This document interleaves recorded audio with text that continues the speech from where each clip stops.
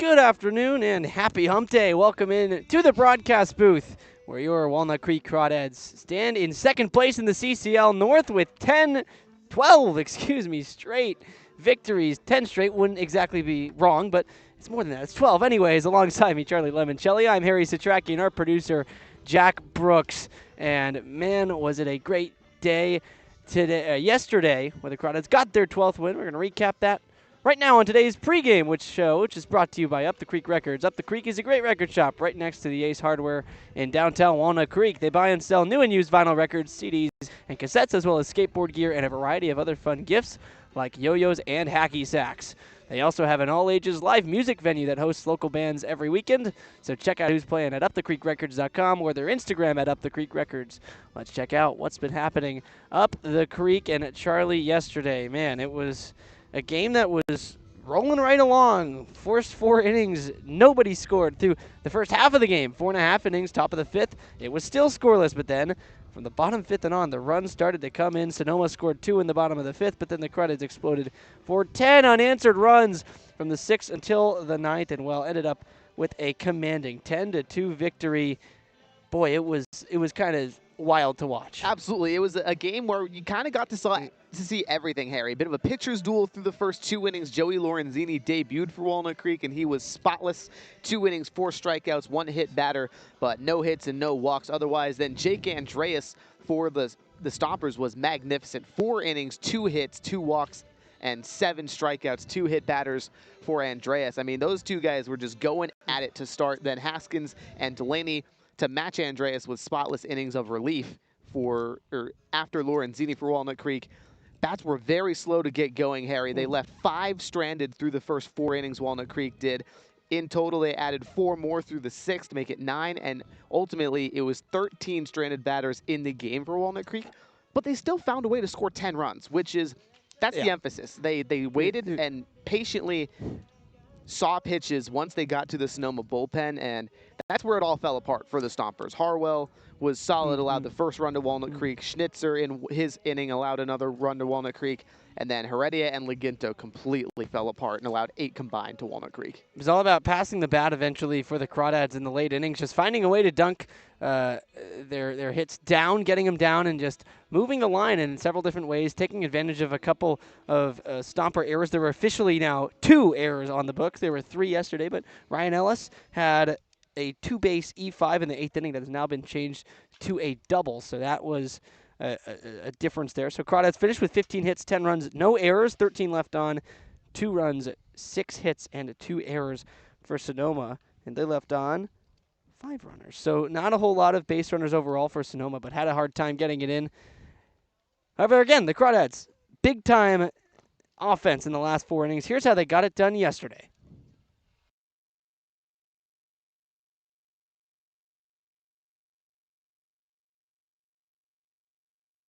Payoff from Lorenzini. Cutter on the outer third. Strike 3 called. 2 Ks in his first inning of work as a Crawdad, and Joey Lorenzini gives the Stompers the claw. A 1-2-3 inning. We'll go to the top of the 2nd. Walnut Creek trying to get on the board first. 2-2 at the dish to Bass. Lorenzini looking for a put away. Wave and a miss. He got it. 2-seamer outside. Pure filth. 4th strikeout for Joey Lorenzini through 2 innings. 2 hits in the inning and a lefty getting loose for Sonoma. First pitch to Clisby. A grounder to third, and where's the call? It's fair down the third base line, then it kicks over the bag. Scoring is Ramos. Clisby will stop at first. There was kind of no call from the base umpire on the play. The home plate umpire called it fair late, and the Crawdads cut the deficit. Runners on 2nd and 3rd. He'll face Pulasic. Grounded to 2nd. Infield's in. Idiapieto fakes home. Goes to first. He was too late to get the runner at home. He'll get the out at first, but Perez streaking in from 3rd. The Crawdads take the lead. Right next to Woody. To the left field foul pole. That's where he deposited his walk-off homer 2 days ago. He's down 1-2. Here's Heredia. Woodson, other way, and on a line, gets down. Idiapieto has trouble at 2nd. Throw to first. Not in time. Taylor comes in. Somehow, some way, TJ Woodson gets that one down in front of Idiapieto, who could have had it on a line. There goes the runner from first. Ellis goes after the first pitch, pops it a mile high behind third. Marcel a good read on it towards the edge of the infield. Grass, he can't get it! Woodson was running all the way. He's rounding third, and he's going to score as Ellis will march into second. That's going to be a double. I don't think it was not touched. That's a double. 2 balls, 2 strikes from the stretch. Heredia. This is launched to left by Ramos. Towards the line. It's over, and it is fair. Down in front of Sebastiani, the left fielder, and Ramos takes a long turn at first. He'll hold there as Ryan Ellis will come home to score. RBI single. Elijah Ramos. Hunter Carlson, third place hitter, goes after the first pitch, bounces it to second. Routine for Lucas Carlisle, who smoothly throws it on to Cam Taylor now at first. And that will retire the side. Back-to-back 1, 2, 3 innings, back-to-back claws given by Weston Thornbury. Top of the 9th coming up. Crawdads up 4. Good speed in the box in a 4-run game. Pulled down the line. Diving at first. He can't get it. It's through for a knock. First run comes around. Taylor rounding third from second, and the throw is cut off. 2 RBI knock for Daniel Polasic. Once again, day after tomorrow. 3-1 to Ellis. He shoots it back up the middle. It'll get through. Another run scored. Next run from third being waved in. That's Polasic, and he will score as the throw comes in errant behind second, but no advance otherwise. No balls, 2 strikes, 2 outs. 10-2 Crawdad lead. Win number 12. 1 pitch away. Do we get it on this pitch? At the third, Woodson on a stab. Throw to first. In the dirt. Picked by Taylor. Did he stay on the bag? Yeah, he did. And that is exactly what happens. In the words of John Strong, do we get the 12th win here? Yes. Crawdads dominate Sonoma in the final half of this game. 10 runs all scored from the 6th inning and on. After allowing 2 in the bottom of the 5th, the pitching staff came in and allowed none after that. So it goes 10 runs, 12 hits, no errors for Walnut Creek, 2 runs, 6 hits, and 3 errors for Sonoma on the way to a 10-2 loss for Sonoma. They now go down to 10-12. Crawdads improved to 16-4. Harry, I have a question. 12. What a performance in the late innings by the offense. And again, the bullpen just doing an excellent job of keeping it under wraps, not allowing really anything to come around for an opposing team that is pretty solid offensively. And it's the Stompers into town again, this time at Monte Vista High School here in Danville, California. Crawdads hosting the Stompers now for their 4th total meeting, or their 5th, total meeting. Crawdads 3-1 so far after the win yesterday, and now are just kind of rolling over every single CCL opponent that has come in their way, Charlie. Pretty much, except for the San Luis Obispo Blues. We'll get to kind of all that and more. We'll take a little break here on the pregame show, and we'll get to our keys right after this.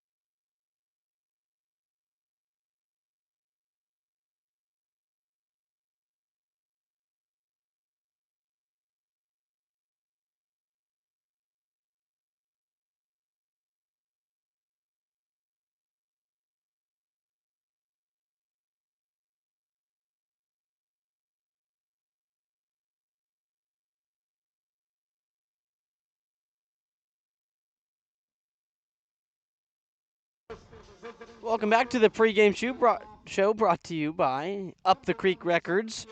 Crawdads again facing the Stompers for the 5th time this season, 2nd time in as many days, this time in Danville, where they look to continue rolling. 10-3 at home are the Crawdads so far this season in CCL play, and well, it's just been nothing but winning they've seen overall in the last couple of weeks.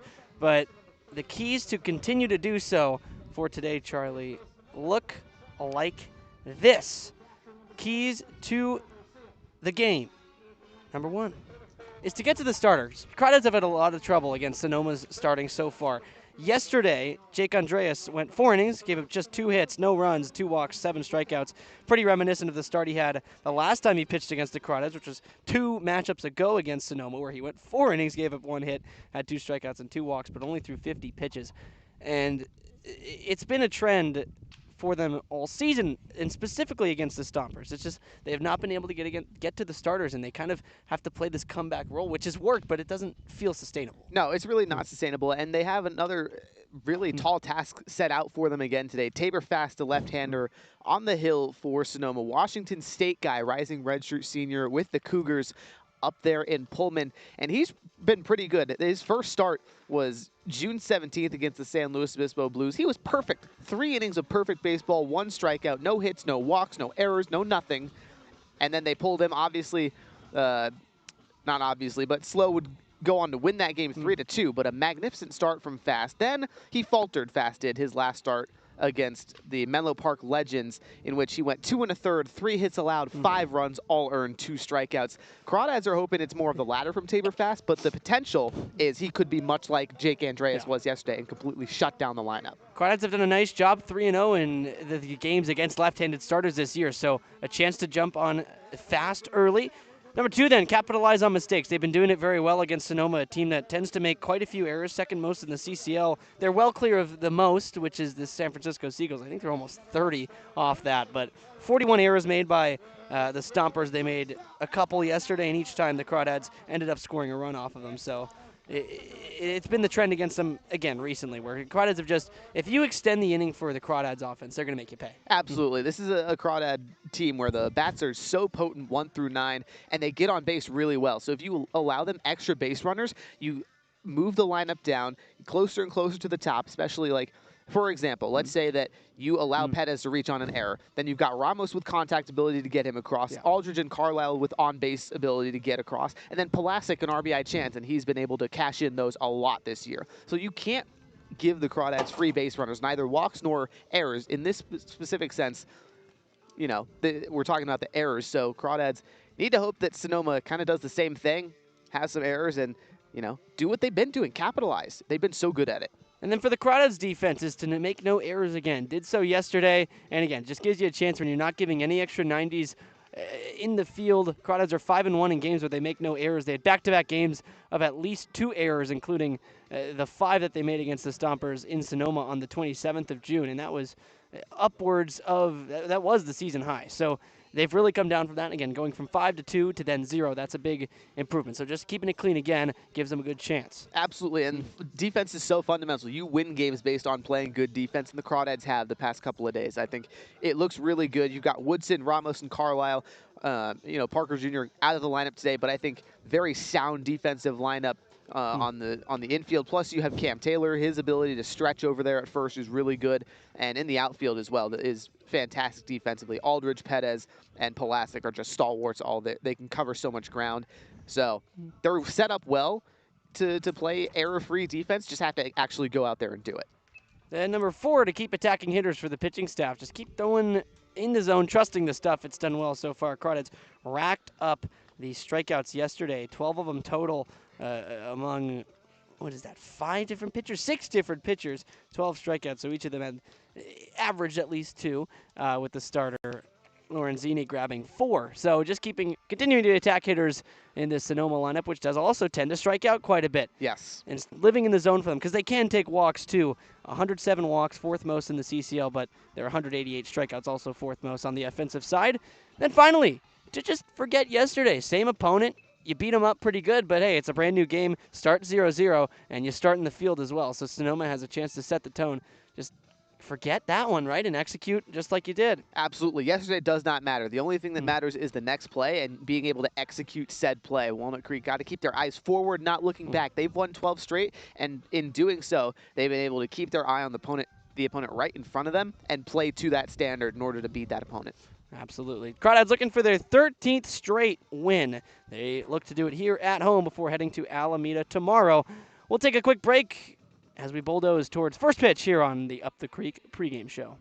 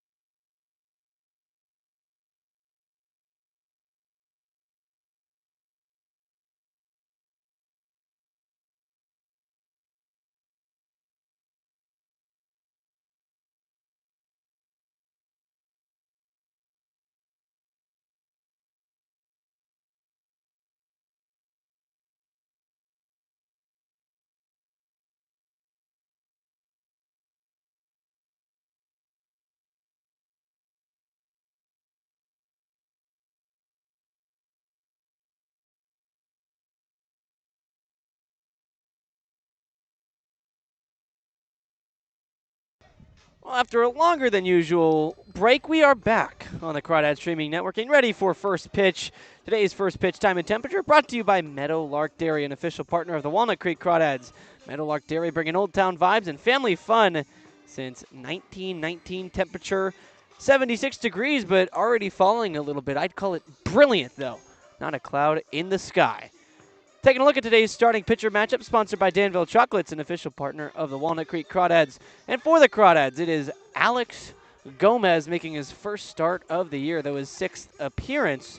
And he's 1-1 so far, 11 and a third innings pitched, 9 hits, 12 strikeouts to 6 walks. He's just allowed 2 earned runs in that time, so he's been pretty excellent in a high-octane roll out of the bullpen. Now looking to bring that to the start for the Crawdads, who will line it up like this behind him defensively, as set by manager Brant Cummings. Left to right in the outfield goes Daniel Polasic, Dylan Perez with Shane Aldridge in right. Then left to right on the infield, TJ Woodson, Elijah Ramos, Lucas Carlisle, and Cam Taylor, with Riley Winchell doing the catching behind the dish for the starter Alex Gomez. He faces a lineup for the Stompers set by Zach Pace. That looks like this. Chase Taylor leads things off in center field. 3 straight lefties with Tino Vassell and then Hunter Carlson in the top 3. Vassell at third, Carlson DHing. Mike Jones will play left and bat fourth with Mateo Heredia behind him, this time in the infield after pitching yesterday. He'll play second. Trent Keys is at first, batting sixth, the other lefty in the lineup at first. Angel Garcia, Wesley Bass, and Bryson Ayala catching and playing right and shortstop round things out against the Crawdads pitching staff, which again begins today with Alex Gomez. He'll go from the windup to begin today's ball game. And it's a fastball that's down and in for a ball, as first pitch officially comes in at 4:10 p.m. First pitch again. Time brought to you by Meadowlark Dairy. 1-0 to Taylor. He'll watch for a strike, a fastball on the outer corner. As Martinez fires his first one today. A good recovery pitch there from Gomez. Just paint the dot. A little two-seam action against the left-hander. 1-1. Taylor, half swing, and the home plate, I'm going to say he did. No appeal, so on the swing. Pitch out of the zone. He goes after it.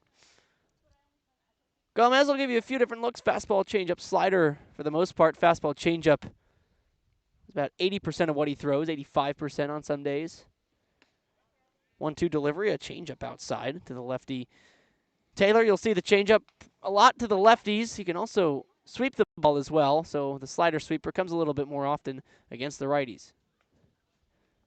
2 balls, 2 strikes to Taylor. Swing and a miss. Had him way out front, and 5 pitches in. Alex Gomez, the first strikeout of the day. Very nice sequencing from Alex Gomez, just getting Taylor to kind of expand the strike zone. He's throwing it out, using the movement to force Taylor to see pitches, see the movement, and then when you least expect it, just kind of comes back into the zone, and at that point you weren't expecting, you're way behind. Swing and a miss. Gomez, a couple years at Laney College and a season this spring at the USF, University of San Francisco, as he faces the second of 3 lefties to start the lineup. Tino Vassell takes a fastball off the plate for a strike. Vassell 1 for 9 against the Crawdads this year. The one, though, a homer. However, it's been a little while since then. Yesterday was 0 for 3 with 3 strikeouts, but did bring in a run with a sac fly. The 1-0 to him is a fastball on the outer corner taken for a strike. Gomez is really doing well with his command right now. Obviously, his 2 first pitch balls against the first 2 batters he's faced, but since coming in, he's been able to dot it afterwards. 1-1. Vassell fouls it back, a 2-strike count. 2-strike counts against the Crawdads. He's been a lot of them. 7 strikeouts in 13 plate appearances against the Crawdads. I mentioned it yesterday, but that's an over 50% strikeout rate. Against all other opponents is about at 28%. So the Crawdads have had his number. Gomez looking to add number 8. And he does. Swing and a miss, another changeup. Gets another strikeout. 2 up, 2 down by way of the K. Wow. Just changing speeds. Gomez pounding the fastball inside on those last 2 and then decides to go with the changeup. Hitters well out in front. That's fantastic sequencing from he and Winchell behind the dish.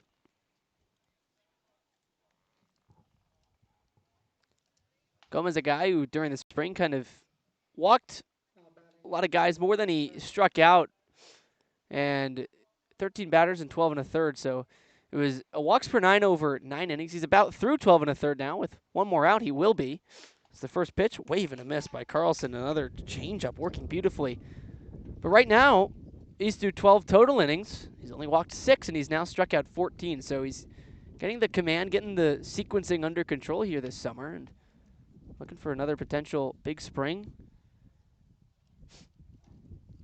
It's the 0-1 to Carlson. Swung on and rolled the first. Cam Taylor's ready and waiting, and he'll toss to his buddy Alex Gomez off the mound. A 3-1 putout finishes a 1-2-3 first inning. Gomez wastes no time to give the Stompers the claw.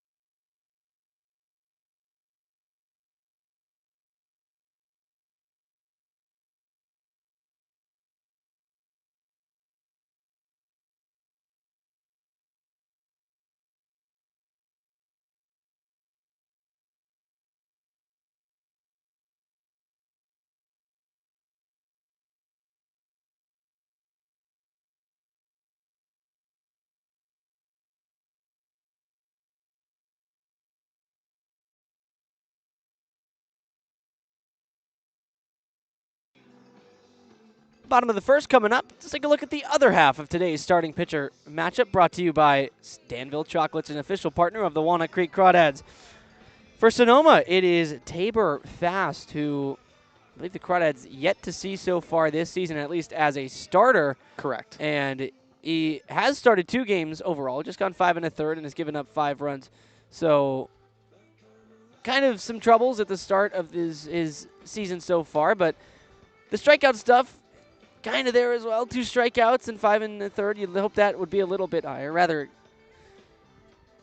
3 strikeouts, in the 5 1/3 to 4 walks. So a guy that is not necessarily going to make you swing, but taking a look at who will be swinging it and in what order. The Crawdads lineup set by manager Brad Cummings, Pulaski, Woodson, and Ellis lead things off lefty, righty, lefty. Then goes righty, lefty, lefty with Riley Winchell, Cam Taylor, and Dylan Perez. In the middle third, Elijah Ramos, Shane Aldridge, and Lucas Carlisle finish things off. And behind Tabor Fast, defense for Sonoma looks like this: Mike Jones, Taylor, and Bass from left to right. In the outfield, Tino Vassell, Bryson Ayala, Mateo Heredia, and Trent Keys on the infield from left to right, with Angel Garcia calling the pitches for the lefty, Tabor Fast, who looks into a lefty to start things off. Daniel Pulasic, who goes right back up the middle, right where it came from for a first pitch knock. Crawdads already in business to start today. It's Pulasic's second hit in as many at-bats, carrying over from the 9th inning yesterday. And that's exactly what you want to see. We talked about this in the top, Harry. The Crawdads have to attack, try to get to Fast as soon as they possibly can. And that's a great pitch from Pulasic to Pulasic, and a great first pitch swing. Just line it back up the middle where the defense isn't. Classic base hit. Now you give TJ Two Bags a chance to get something going. Woodson, 333. CCL play so far. He'll square to bunt, push one down towards the first base side. Fast has trouble with it, regains it, throws it away. Now speeding from second to third goes Pulasic. It's an error on the play. Woodson benefits from an error in the field, and now the Crawdads already have a chance to take advantage of a miscue by the Stompers defense. 42nd error on the season. And how about 2 of our keys to the game already, Harry? Yeah. We talked about getting to Fast early and capitalizing on mistakes. Ryan Ellis has a prime opportunity to capitalize on the first Stomper error of the game. Still have to drive in the run. They have runners on the corners all of a sudden, 2 pitches into this game for Tabor Fast. The lefty against the lefty Ellis deals, and Ellis, a big rip, fouls it back. He was looking for it. Saw the fastball up in the zone, wanted to drive it, but good pitch from Fast. Ellis just cut a little bit under it and fouled it away. Ellis only got 3 at-bats yesterday, but went 3 for 3. Had 2 singles, a double, drove in 2 runs, scored 2 runs himself. After an E5 was changed to a double officially today. As the fastball just low and away to Ryan Ellis, he'll take a ball. So that a play officially goes down via sack bunt, but then an E3. So Woodson attempted the sack, but the play to first was unsuccessful. The error goes on the first baseman, Keys. Ellis pulls one foul. Pulaski on third. Woodson on first. Ellis in the box, the lefty. In a 1-2 count. Back from a week. He was at a wedding. That he was. Yeah. In the wedding. He was, involved as a groomsman. 1-2 now. There goes the runner from first. Ellis swings through. No throw down to second. So Ellis strikes out swinging, but the Crawdads get out of double play territory. They'll take it. Absolutely. TJ Woodson does a nice job running there. 6th stolen bag of the season for him. Now you give Winchell, the guy with a whole lot of pop, a chance to drive in a pair of runs. Riley Winchell at 200 this season, but the slugging percentage is absolutely there, 457. Yeah, he's got the power to potentially drive one out here. All he needs is a fly ball, and he's been a fly ball guy. Does have 3 homers on the season, matched for the team lead. First pitch to him, swing and a miss on a breaker. That one just disappeared. Yeah, really nice breaking ball from the left-hander. I think Fast kind of went to a slider there. It looked really good middle for most of the way to the home plate, and Winchell was like, oh yeah, we're going to try and rip it, and then it completely falls out below the knees. 0-1 to the backstop, and it bounces into the catcher. Nice block by Garcia back there today. 4-ball, 1-1. Yesterday it was Gage McCown doing the catching for Sonoma, and he had a nice day back there. Was very busy, but his throws were on the money. A slight bit late for the most part, but yeah, it's so hard to throw out these Crawdad runners, so even that's an accomplishment. 1-1 to Winchell, pulled foul. Goes to 1-2. And Winchell mentioned he's tied for the team lead in home runs also. Tied for the team lead in sac flies with 2, so a guy who can lift the ball in moments where that is needed. that's all you got to do here. Just put the ball in the air to left and allow Pulaski to come home and score. But a 1-2 count. Got to avoid the strikeout with 1 down and 2 on. Pulaski third, Woodson on second.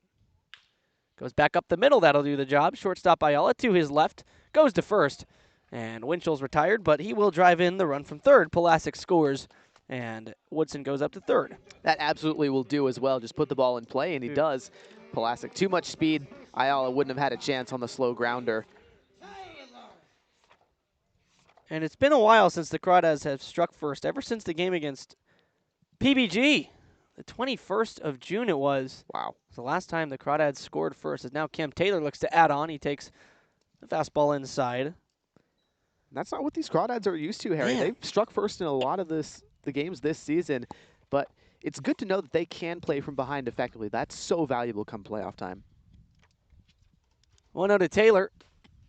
Fastball, outer corner, called a strike. This also feels like the first time he scored a run against Sonoma's starter in a while. They did score one against Luke Zmolik a couple times ago. They played as there's a taken strike by Taylor. It was the 27th of June, so just a few games ago. 1 ball, 1 strike, lefty against lefty. Taylor waggling the bat. 1-2. Just fouled back. It's a good protect swing there from Cam Taylor. Just does the job.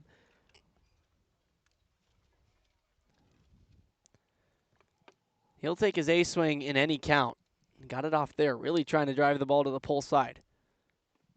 Infield though, outfield as well, played square up. 1-2. Breaking ball gets him to swing and miss. So 2 strikeouts in the inning for Tabor Fast, but the Crawdads manufacture a run and get out to their first opening lead in 10 days. Crawdads pitching. Alex Gomez coming back.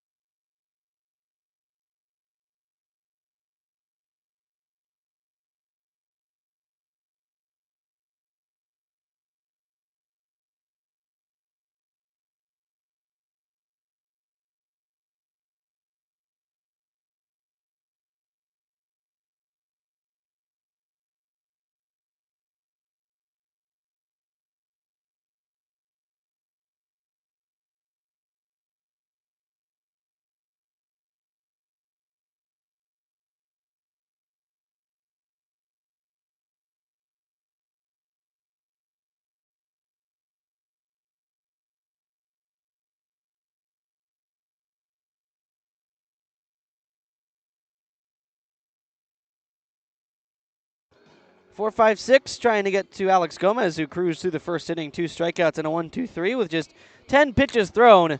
He was excellent to start his day. Yeah, 2 straight strikeouts to start it off, then 2 pitches to get Hunter Carlson, one of the best hitters in the North, to ground out. You'll take that every day of the week. And he handed it off to the offense, which got him a nice early run, and the Crawdads playing ahead in the early goings for the first time in a while. First pitch now to the cleanup hitter, Mike Jones. He takes a strike on the outer paint. Yeah, beautifully painted four-seamer from Alex Gomez right there, just attacking that outer third. Crawdad staff has been so good attacking these hitters. No balls and a strike. Mike Jones waits and swings, fouls one right back. No balls, 2 strikes. Jones at 208 on the season.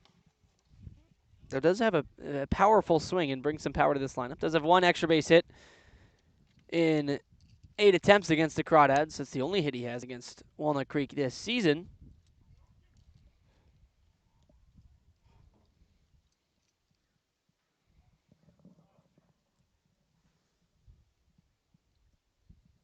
So he waits an 0-2. Gomez delivers. Swing and a miss. Outside part of the plate.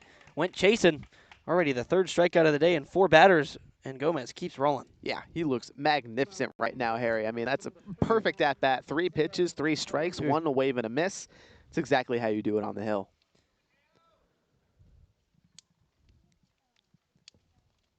Mateo Heredia, second baseman, batting 5th today, stands in. He came in relief yesterday. He is a two-way guy, but ended up with the loss. So trying to maybe bounce back from that at the plate as he swings through the first one off the outside. He's hit very well against the Crawdads so far this season. 5 for 8, a double, 2 strikeouts. As well as that's riding a 4-game hitting streak. He's 8 for 17 in that stretch. 3 multi-hit games. Oh, 1's in there for strike 2. So Gomez looking to at least freeze that streak till the next AB. But Heredia, 5 of the 8 hits in this streak have come against Walnut Creek. So he's kind of had the number of the Crawdads, just as the Crawdads have had Tino Vasel's number as time is called at the plate. Yeah, looks like Heredia got something in his eye, had to kind of dig it out. He's still doing that. Piece of dirt probably flew up in there. Umpire was on it, called time quickly.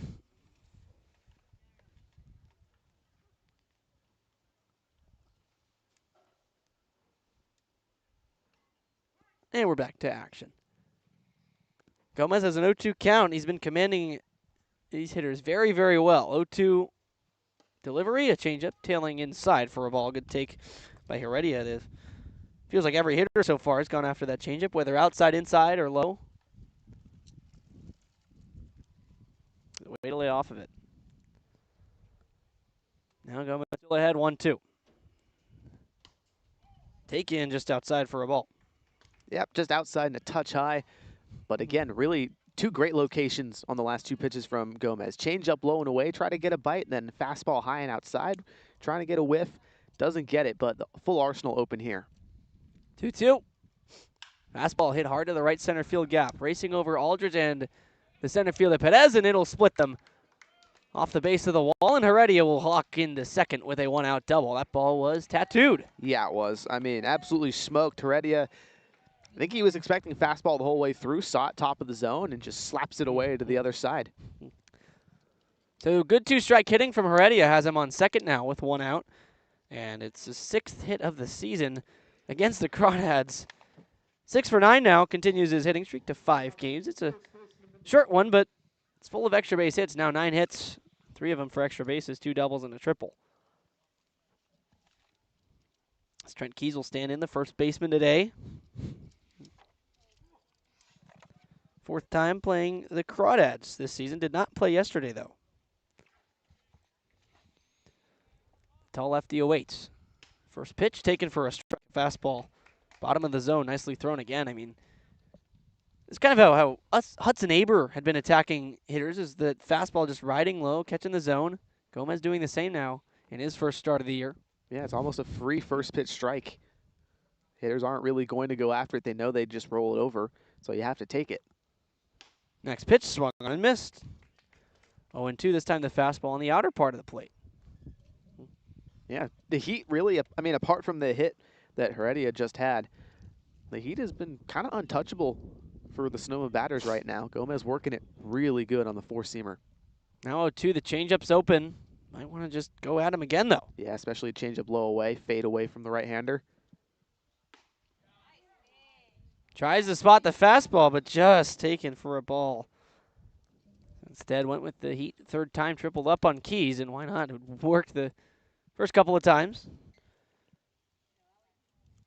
Mateo Heredia bouncing out around at second. So we're still in the early going. Shot towards left field. Fading, though, it will land foul. Holds it 1-2. Yeah, good swing from Keys. Just touch behind, slaps it away. Definitely had the changeup in the back of his mind. Absolutely. Sat and waited for it. Gomez coming hard with the fastballs. Now 4 straight. All 4 pitches Keys has seen. We'll see if he deviates off of it now in the 0-2, or the 1-2. Pulled hard, foul, just beyond first. 5 straight heaters from Gomez, just challenging. And Keys is a good fastball hitter. That's why he's up to 275 on the season for Sonoma. Just does the job, hits velocity into extra base hits.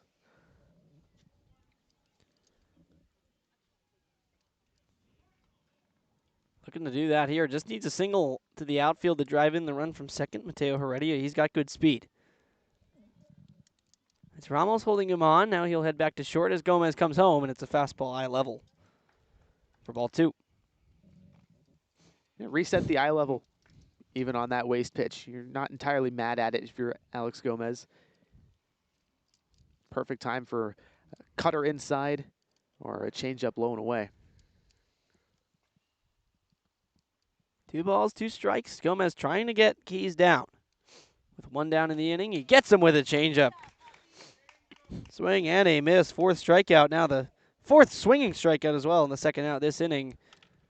Gomez is really finding his way with that pitch. Absolutely. He's dealing right now. It looks absolutely filthy, the changeup does.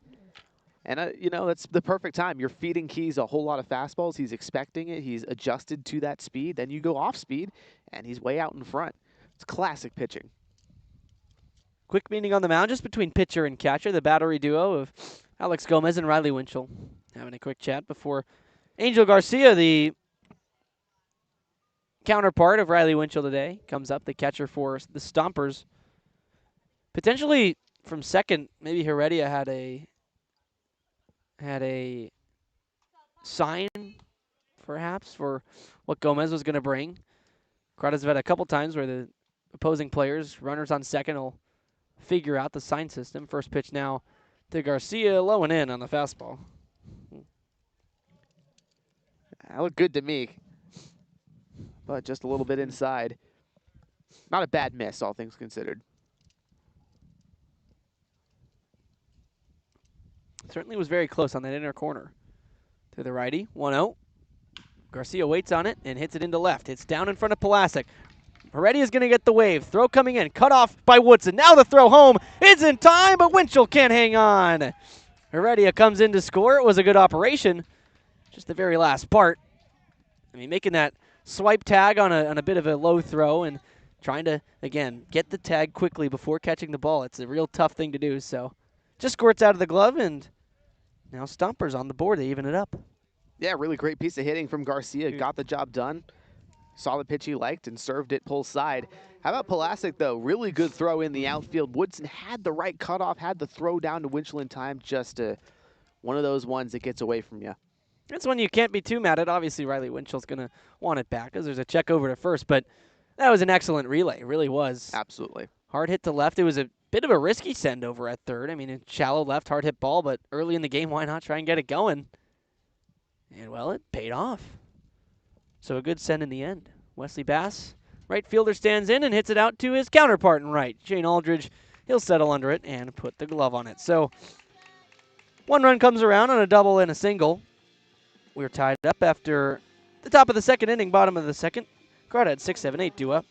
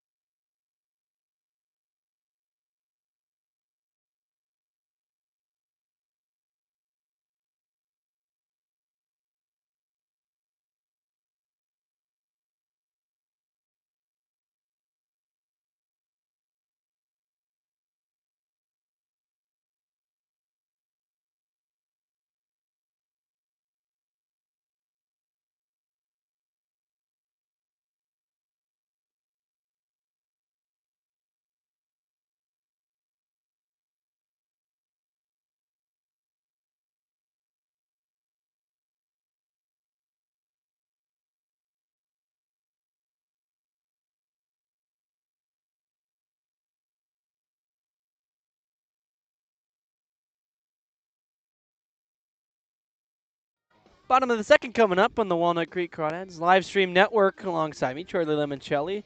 Our producer, Jack Brooks. I'm Harry Setrakian. We thank you, as always, for tuning into this beautiful Wednesday afternoon first pitch game. 1-1 so far. Crawdads struck first in the bottom of the first after a single by Daniel Pulasic. TJ Woodson reached via an error that allowed Pulasic to go over to third. Then a ground out by Riley Winchell towards the middle brought Pulasic in. Then in the top of the second, a double by Mateo Heredia with 1 out. And a single by Angel Garcia brought him in with 2 outs. As Dylan Perez now stands in, and well, he had himself a day yesterday. First ever 3-hit game at the collegiate level. He was excellent against Sonoma, pitching at 3 singles and extended his brilliant on-base streak to 18 games as the first pitch bounced in for a ball. Yeah, Perez is just a guy who thrives against good pitching, and Sonoma, at least the starters, one of the better crop of starters in the CCL North, especially compared to some of the teams like Menlo and San Francisco. 1-0 to him is down and away, taken for a ball. And he's used to seeing 90 miles an hour plus, like he did in the Big 12, and he turned on Big 12 pitching. He was really good against them as a true freshman. So when he sees velocity, he does well. 1-1, hit on the ground to second.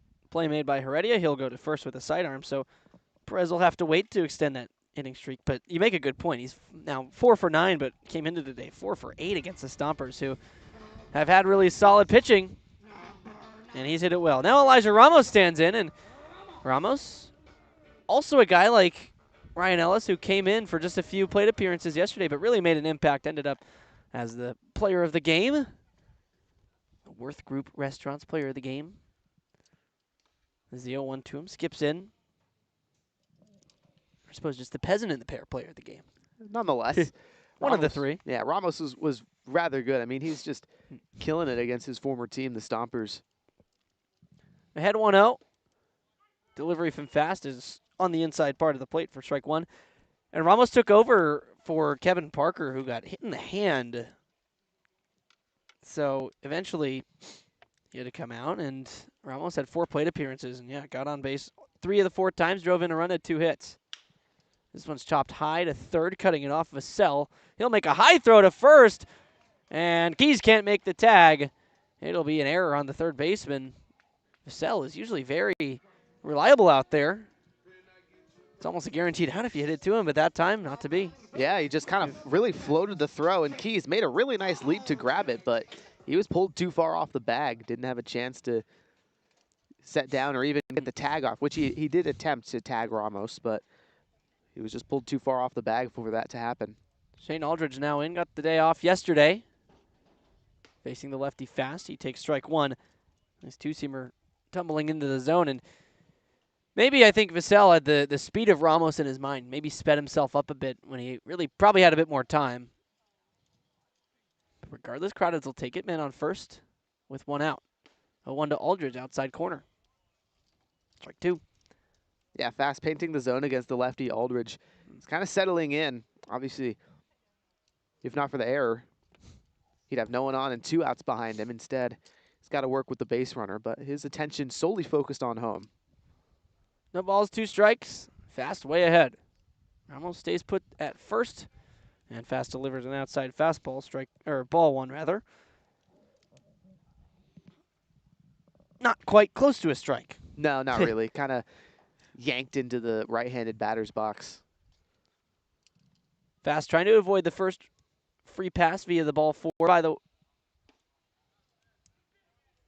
But he throws another one. 2-2.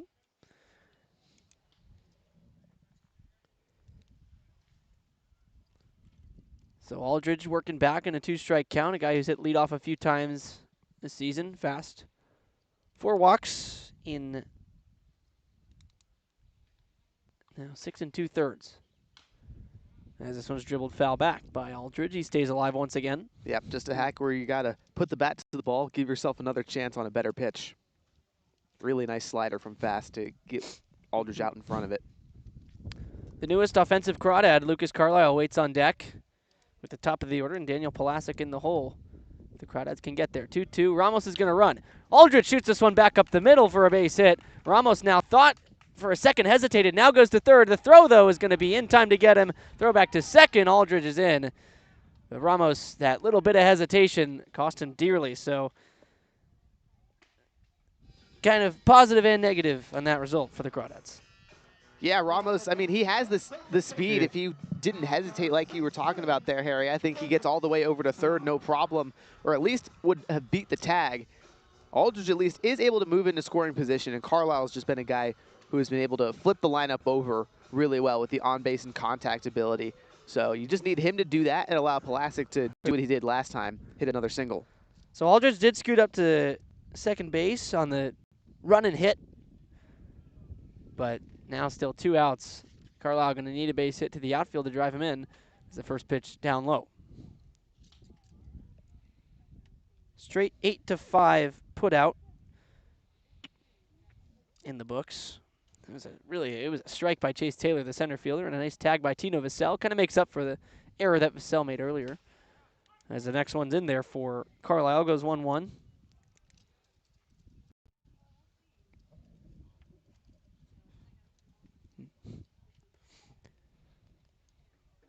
A little bit of wind coming in now, directly in from the outfield, as it often is at Monte Vista High School. 1-1, turned on by Carlisle to deep left field. It is way back. It is gone!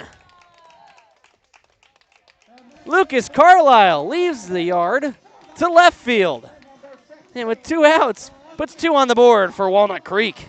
How about that swing from Lucas Carlisle? Breaking ball hung over the middle of the plate, just turns on it, pulls side. That's his second collegiate home run ever, Harry. Hit 1 this season, this spring season, I should say, with Santa Barbara City College. But how about that one right there? Just escapes right in front of the scoreboard, 325 to left. Been waiting on that swing from him. He's been swinging it so well, and he's just got such a smooth mechanic on the offensive side and in the on defense, in the field. Pulasic grounds one foul. Meanwhile, but man, finally got out in front of one, got under it, and hits it out. This 9-hitter has been just excellent. I mean, done a great job of getting on base via the walk so far, but now shows off the muscles, the power. Absolutely. He's been a very welcome addition to the Crawdad infield. So 3-1 now, top of the order. Daniel Pulasic goes back up the middle. Again, another base hit right up the chute. And the Crawdads, once again, show that taking advantage of errors is a big-time key in the CCL. There was 1 out when Elijah Ramos reached on that error to third base, though he did get thrown out on the bases. There should have been 3 outs. Well, he shouldn't have been on base in the first place, I suppose, but still in effect should be 3 outs, and now? Well, not exactly, no, 2 because runs. if Ramos is out, That's then true, Aldridge yeah, still Aldridge hits the single, and then Carlisle still hits the bomb, so There goes anyway. the runner, swinging a grounder to short. This will be routine for Ayala, who goes to first in time. So you're right, that is the scheduled 3rd out anyways. Would have been 2 outs before the Lucas Carlisle home run, and that's as it stands anyway on the scorebook. 3-1, Crawdads lead it.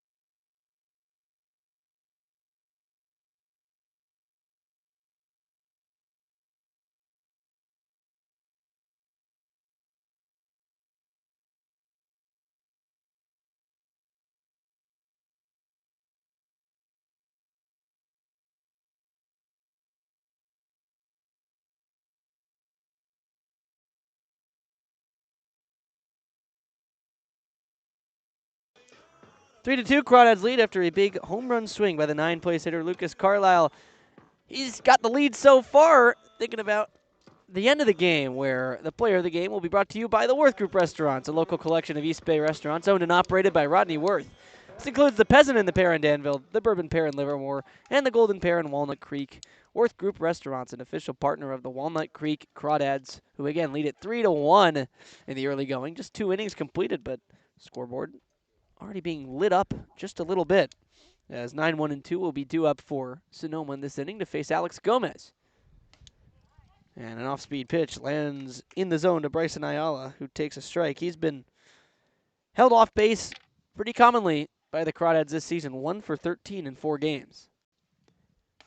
0-1, called a ball. And the remedy for his struggles against Walnut Creek is certainly not Alex Gomez right now, Harry. Gomez looking fantastic on the hill, in complete control. Absolutely is. It's a 1-1 fastball up and away for a ball. Did allow a run last inning, but still had 2 strikeouts. Finished it off with kind of a weak fly out to right field. Routine for Shane Aldridge. So he has been getting ahead of batters routinely. So behind now to the 9th-place hitter, Ayala. 2-1. Pulled out to left. Sounded better than it was as Pulasic now coming in makes a basket catch at the knees. Had some top spin on it, but again, was kind of loud off the bat, but really not hit all that hard. Yeah, very loud. Like you said, I thought it was kind of smoked over Pulasic's head. Instead, he read it really well, crashed in, and does a nice job scooping it up kind of at his waist, basically. So the play on left gets the first out for the Crawdads. 3 straight innings that Gomez has retired. The first hitter is now Chase Taylor. Was the victim of that in the first inning. As the lineup flips back over, he gets his second chance now in the third and watches the ball in the dirt. Taylor got a first pitch ball last time he was up back in the first. Didn't matter. Gomez still struck him out. Came back to get him 1-0. Fastball up and away. Just missed 2-0. Crawdads with a win today will take sole possession of first place in the CCL North, while the Blues are 20-5. Crawdads at 16-4. It goes by winning percentage as a 2-0 now to Taylor's upstairs again, 3-0. Yeah, so they're both tied at first. Yeah. 800 winning percentages. Yeah, both have won 80% of their games. Just Slow has played a few more. That they have. 3-0.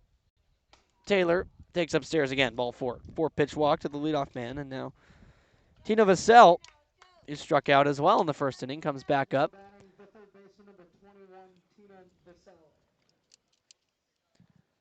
Vassell, guy who's driven in 19 runs for this team so far. Second on the team, and only one of 3 guys who has 10+.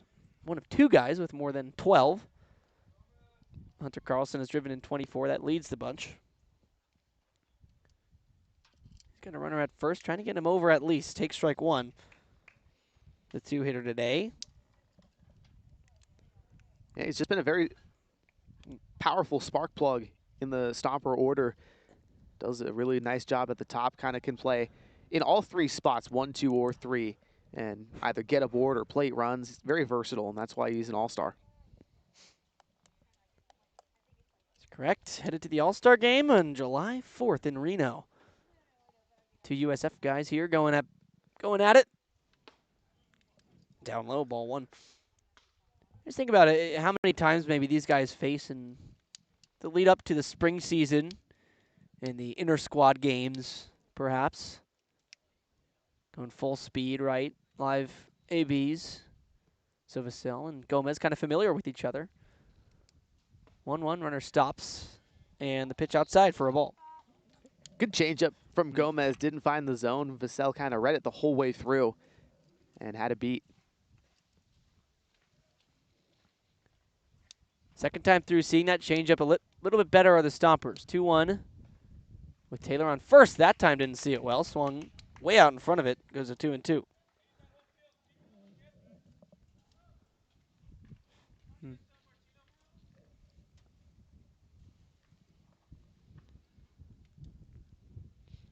2 balls, 2 strikes, 1 down. Chase Taylor on first. Crawdads leading 3-1.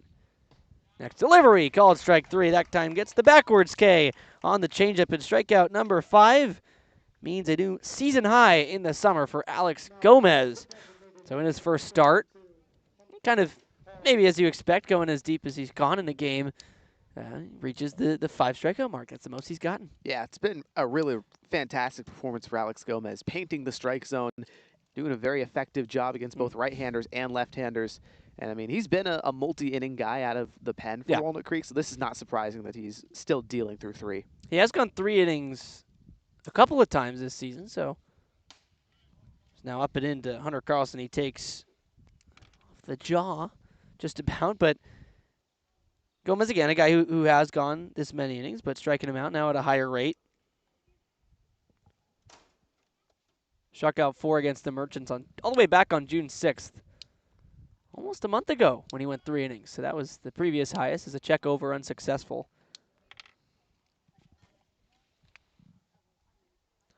But it's just something kind of different of starting a ball game, right? Showing an opposing team the best that you have right off the start.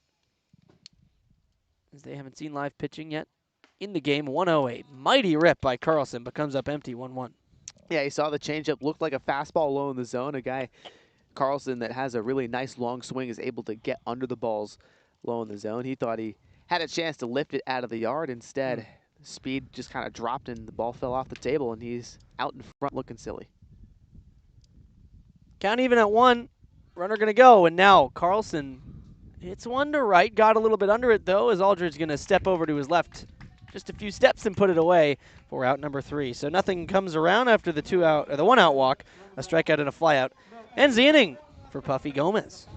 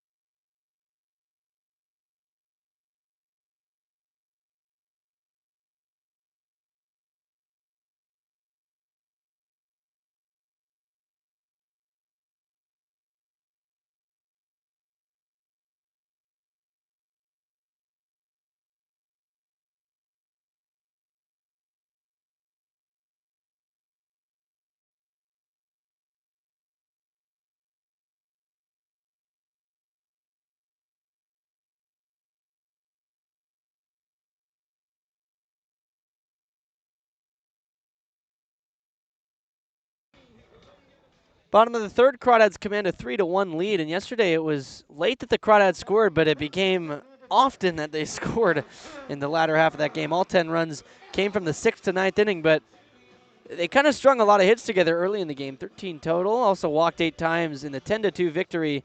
Crawdads ended up kind of just shellacking the Stompers, or stomping them, if you will. I would.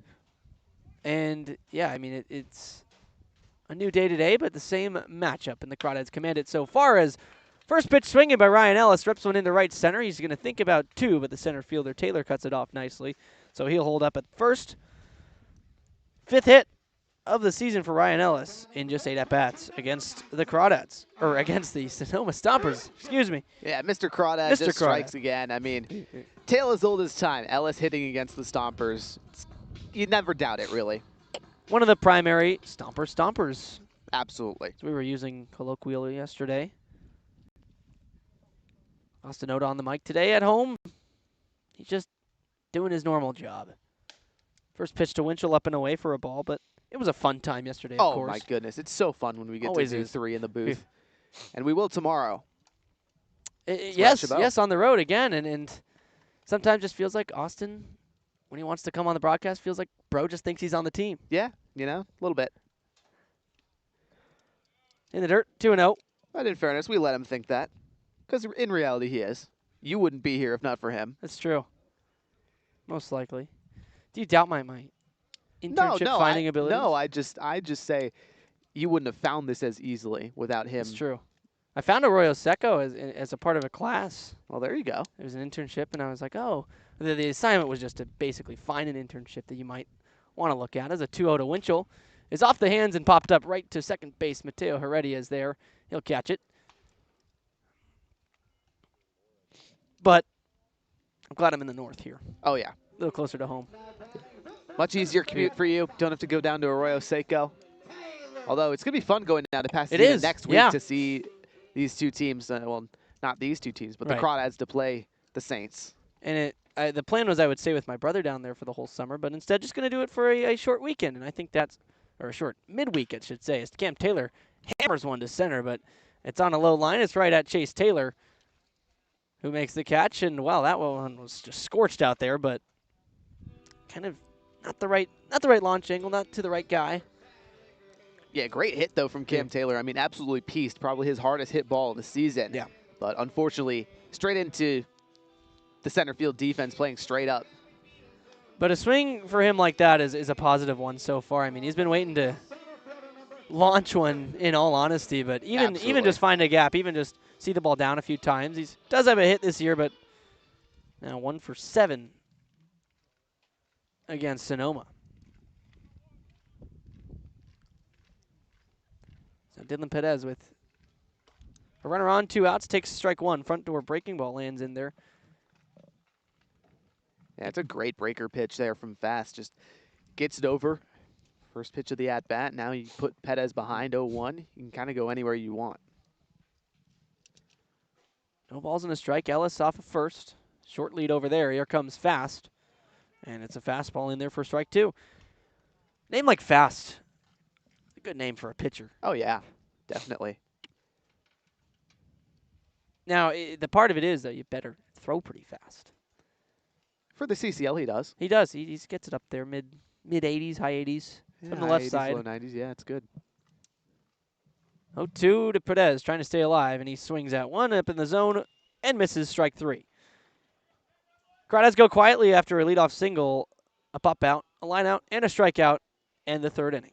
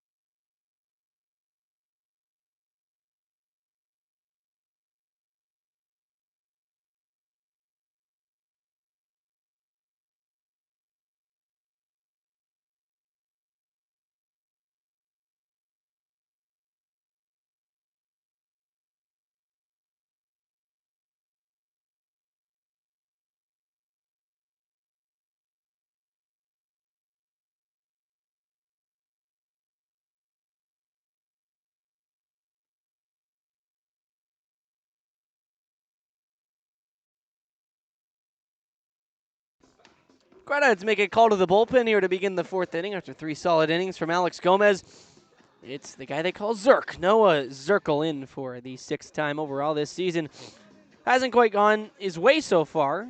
5 2/3, an ERA up over 14, but just a fantastic human being. Oh, yeah. As we've come to learn. And a guy that the way that the philosophy he carries is we're all winners by being here. Absolutely. That's the best mindset on anybody in the team.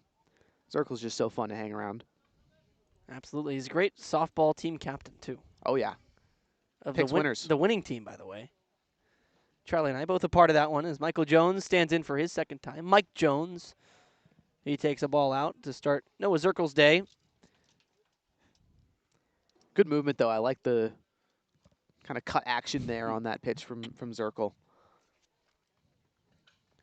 He can spin it a couple different ways. 1-0 from Zirk.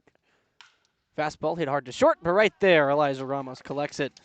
for the first out. Hard line drive out for Mike Jones to begin the inning.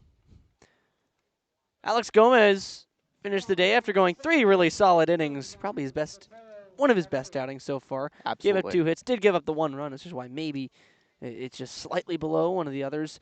But 1 walk, 5 strikeouts. Can't complain with that. Most strikeouts he's had in an outing all season.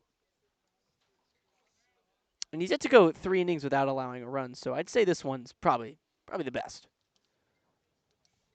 Now righty on righty, Mateo Heredia stands in, takes an off speed on the outside for a ball. But a bit of a just different rotation look this week because of the short week leading into the All-Star break. Also some guys, who maybe have an innings limit for the season, who have started games, gone a couple innings, now maybe moved back into the bullpen for a bit. As a breaking ball on the front door, backs up a bit and lands inside. A guy like Kalani Hadagi, who went yesterday out of the bullpen, and he's been a starter all season long. He did go 2 innings, but he's someone who they've kind of stretched out over two plus innings from the starts. 2-0, fastball rides in there. Yeah, good 4-seamer there from Zirkle. Just hammer it in. You're down 2-0. Got to get something across, and he does. Kind of a 4-pitch guy, Zirkle is. 4-seam, changeup, slider. Occasionally will throw in the knuckleball if he's got the feel for it. Whoa! Love that. 2-1. Fastball finds the zone again. 2-2 against Mateo Heredia, who's scored the lone run for Sonoma so far at a double. Back in the second, came around to score via the Angel Garcia single 2 batters later. The only run and really the only blemish on Alex Gomez's line. 2-2 from Zirk. Fisted foul. Yeah, good pitch in on the hands. All you can do if you're Heredia is just swing and try to get it away from you, stay alive. But that was another kind of inside heater. Probably can set up a slider low and away against the right-hander here. See what he brings. 2-2. Here's a slider, goes on the front door though, and freezes Heredia for a strikeout. 2 down. As many batters for Noah Zirkle. And that'll do the job. I was wrong on the location, but right on the pitch. And man, very well executed Noah Zirkle there, able to ring him up. Done that a couple times too, where the slider kind of backs up on the righty batter, which it's not exactly what you want as a pitcher. You kind of want it to snap towards the glove side, but sometimes when it does that and goes on the backup on the arm side, it causes for confusion because that's not usually what a slider looks like. So as a righty hitter, it's kind of tricky to pick up, and it just doesn't start breaking where you think it's going to. So now he faces a lefty. Trent Keys takes a ball on a changeup. Stompers, is it just me, or are their pants a lighter shade of gray than the jerseys? No, I think it's just from the angle. I think, yeah, there's a couple warming up, kind of stretching down towards the bullpen over there, as it's a ball 2-0. It might just be the angle, but that's definitely looking like a different shade. Lighter yeah, but gray, if darker you look tops. at the batter at the dish, it Exactly. looks the same, though. Exactly. The batter at the plate, Trent Keys, takes a 2-0 in the dirt. Batter at the plate, yeah, it does look uniform, as a uniform maybe should be. Could just also be, this is what it could be. Maybe a new pair of pants with an older top of the jersey that could be for it. kind of a newer guy that they didn't have an adequate pant size for. Maybe the usual gamers in the wash. Well, they don't do their... I don't know. 3-1 rather 3-0. Lands for a strike, goes to 3-1, but... You see what I'm seeing, though, right? Oh, down yeah, there? no, I see it, down absolutely. in the bullpen. Okay. Yeah, I agree with you. You're not crazy. But I do agree as well. At the plate, Trent Keys looks like he's matching. Yeah, it just looks like the same shade. 3-1 from Zirkle to the tall lefty Keys. It bounces in the dirt. He takes for ball 4. He'll work a walk. Second walk of the day by Crawdad pitching. And first for Noah Zirkle. Crawdads, though, definitely mismatching. They got the charcoal gray jerseys, red text. He just Craw today on the front with white and black lettering, then the black pants, black stirrup socks. Yeah, these look like full black pants just because the constant black stirrups. But I think best uniform combination that the Crawdads have is the all black. All black pants plus the black jerseys with the red lettering and numbers. They look so clean. Slider opens the at-bat to Garcia, lands for a strike. I agree. It's a good look. And the red jersey is just a dad. So you have Craw on this one, then dads on the black ones. And then the red ones that read Crawdads. Yeah, the red ones that are Crawdads too, like those tops with either the black pants or the white pants look very nice. Those are kind of the iconic. Yeah, they are. Look, 0-1 from Zirkle. Another slider, this time swung through by Garcia off the plate. Really nice slider. Late bite from Zirkle. He looks good. He looks confident. He's locating his pitches where he wants. He sure does. And now in the stretch with 2 down and a runner on first. It's a chance to get out of a very quick inning. 0-2. Pitch is just outside, taken by Garcia. Umpire very vocal today. Not any doubt whether or what the call is. Yesterday we were, of course, in center field in Sonoma. We're having a bit of trouble because he was a bit more lax. Yeah, the calls were a lot later. And I'm sure they were loud at the plate, but again, 370 feet plus out in center, we couldn't hear. Yeah, we couldn't hear anything. 1-2 from Zirk. Slider pulled hard, past the dive of Ramos into left field. And a base hit. So he keeps the inning alive and, more importantly, puts the second potential run of the day for Sonoma on second and the tying run on first, with a potential going-ahead run coming up to the plate in the 4th inning. Very hard hit and good approach there from Garcia. Saw a couple sliders, expected another one, and he got it. Just waited and went out over the outer third of the plate, able to pull it. So Garcia, multi-hit day already. Clinched here in the 4th inning, his second at-bat. Only Stomper to get a base hit. He's got both of them. No, that's not true. He's got 2 out of the 3. Mateo Heredia had a double as well. Only Stomper with 2 base hits. And only Stomper to get on twice is now Wesley Bass. As a runner in scoring position, all of a sudden, he gets sawed off. Bat goes flying. Zirkle off the mound. Throw to first is not in time. A base hit. Bat went further than the ball, but it will be a base hit. Wow. I mean, that's a great pitch from Zirkle. Just crazy contact. He got the bat flying, so nobody wants to charge in and, you know, risk getting severely injured. So you kind of have to just wait on it, let the bat settle down, and then go pick the ball. And at that point, Bass was flying down to first, so he's safe. Good news is for the Crawdads, there's an out anywhere on the force play. Just got to get some more soft contact. That is true, but all of a sudden, Zirk had 2 straight outs. Now the bases are loaded with 2 outs. And did you ever play Mario Super Sluggers? I can't say that I did, Harry. So there'll be a meeting on the mound. I only bring that up because that play there was very reminiscent. There is an option where you can turn on items in that game, and what that meant was when you put the ball in play, you'll get, you know, like in Mario Kart, when you get a mystery box, it'll roll through a bunch of items, and it'll land on one that you can throw at the opposing defense, say a green shell. And so while the ball's in the air, say left field, left fielder's trying to come get it, you can launch a green shell at the left fielder to take him out, and that's kind of what just happened at the plate. Yeah, basically. With Wesley Bass's bat. Wow, that's a great shot, Harry. I played with items off. I was a purist. I don't blame you. That also is not surprising. Yeah, and I didn't like when the computer opponent would just nail it every time, and I was no good at it. I was there for the baseball, not the ridiculousness. Exactly. But anyway, meeting now resolved. Bases are loaded with 2 down. 9-hitter Bryson Ayala up to the plate, facing Noah Zirkle.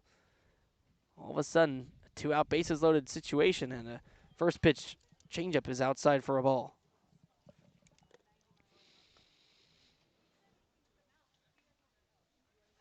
Zirkle going from the stretch with the bases juiced. 1-0. Slider just down and low. 2 balls, no strikes now to the 9-hitter Ayala, trying to get something going. Tying run is in scoring position. A base hit will score that. Very likely. Keys on third, Garcia on second, Bass on first. 2-0, a fastball nicely thrown on the outside black. 2 balls and a strike. Yeah, there's the fastball. 2 straight sliders from Zirkle. Had to go with the heater, try to get a strike there, and he does. Now you kind of force Ayala into a position where he's much more likely to swing 2-1. 2 balls, 1 strike. Hitters count. Swing and a miss. Zirkle rides the fastball up and in. Perfect spot to warrant the whiff. Yeah, fantastic challenge pitch up and in with the heat. Gets it done. Now, if you want to, you can probably go back out with the slider, outer third, get a whiff, as long as you leave it well off the plate. Now 2 balls, 2 strikes. Zerk 1 pitch away. He'll lift the leg and fire. It's a fastball outside, 3-2. So now 1 pitch from ending the inning and 1 pitch also from walking in the second run for the Stompers. Runners will be going. They'll have a slight head start with 3-2, 2 outs. Just got to make sure Zirkle goes home. Base hit will score 2. 3-2, slider taken outside, ball 4. Ayala, the 9-hitter, works the long AB and walks in a run. Now the Crawdads kind of in a decision-making spot. We've got the left-hander Paul Wheeler warming up in the bullpen. 3 straight lefties due up. You got to wonder if they're going to call to him, and now here comes Brant Cummings. Yeah. That's probably the play. That's the move they'll make. So Noah Zirkle, a really strong outing at the start, then all of a sudden just turned into a couple of nice at-bats by the Stomper hitters. They just didn't go away after, again, 2 straight outs, including a strikeout. And it looks like it will be Paul Wheeler in to face the 3 straight lefties. So Zirkle out. Bases remain loaded. 1 run is in for the Stompers. 3-2. Crawdads still lead in the middle of the 4th.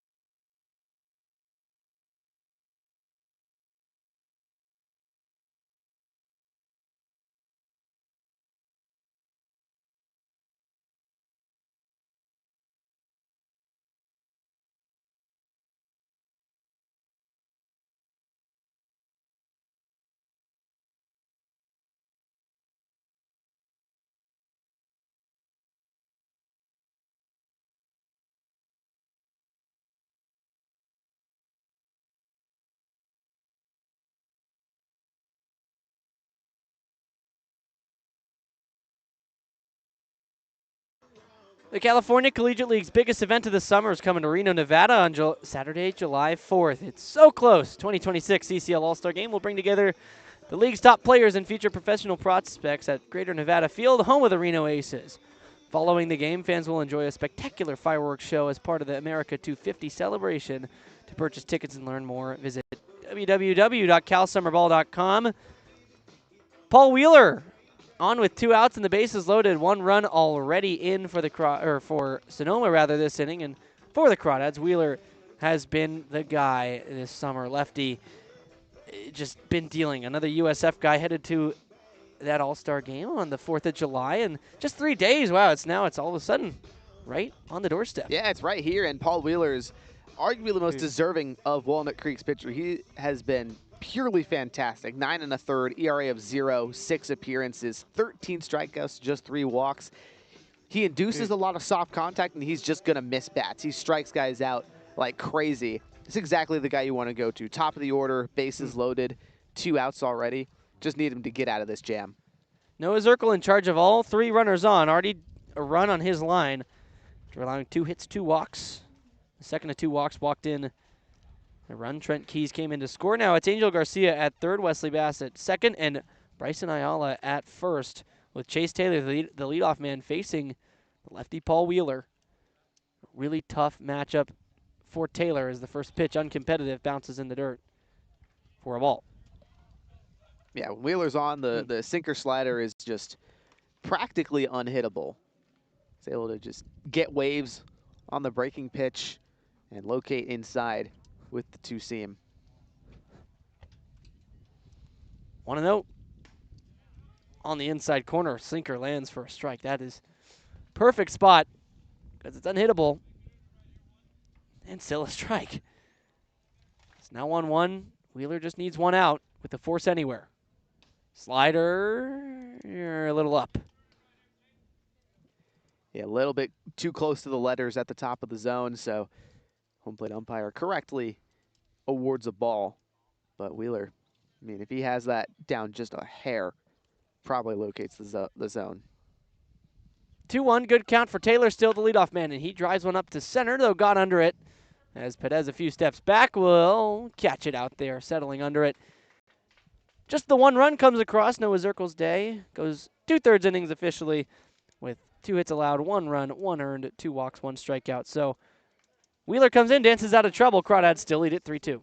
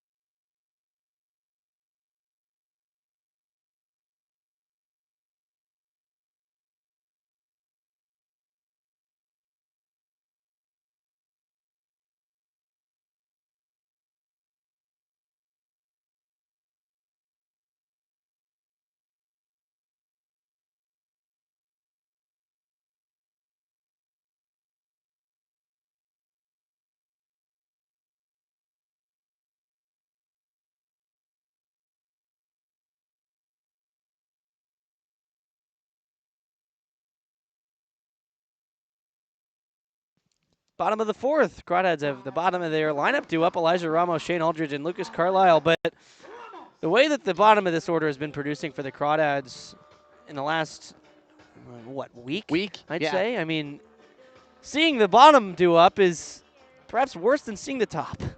Yeah, you're not wrong, Harry. Because the bottom's done such an excellent job of setting up the top. It's texting Austin Oda, our GM, after the game yesterday, as Ramos awaits the first pitch from Tabor Fast into his fourth inning of work, and it's a strike. But I was saying, basically, the bottom of the order has been like the top of the order, and then the top has been like the middle, because the top keeps driving in the bottom of the bottom of the order, and then the middle has also been like the middle of the order. It's applying some power. So Ramos goes after one way out front and fouls it away. No balls, 2 strikes. But it's a lineup that is just getting it done up and down. And even though there have been a couple slow starts off the top, again, the bottom does such a good job getting on, and the top so sufficient at making contact and just driving singles, passing the bat. The bottom can come in and score. 0-2s outside, 1-2. But, I mean, it almost gives manager Brant Cummings the easiest job in the world. You just put any 9 guys in any order, and, well, it works.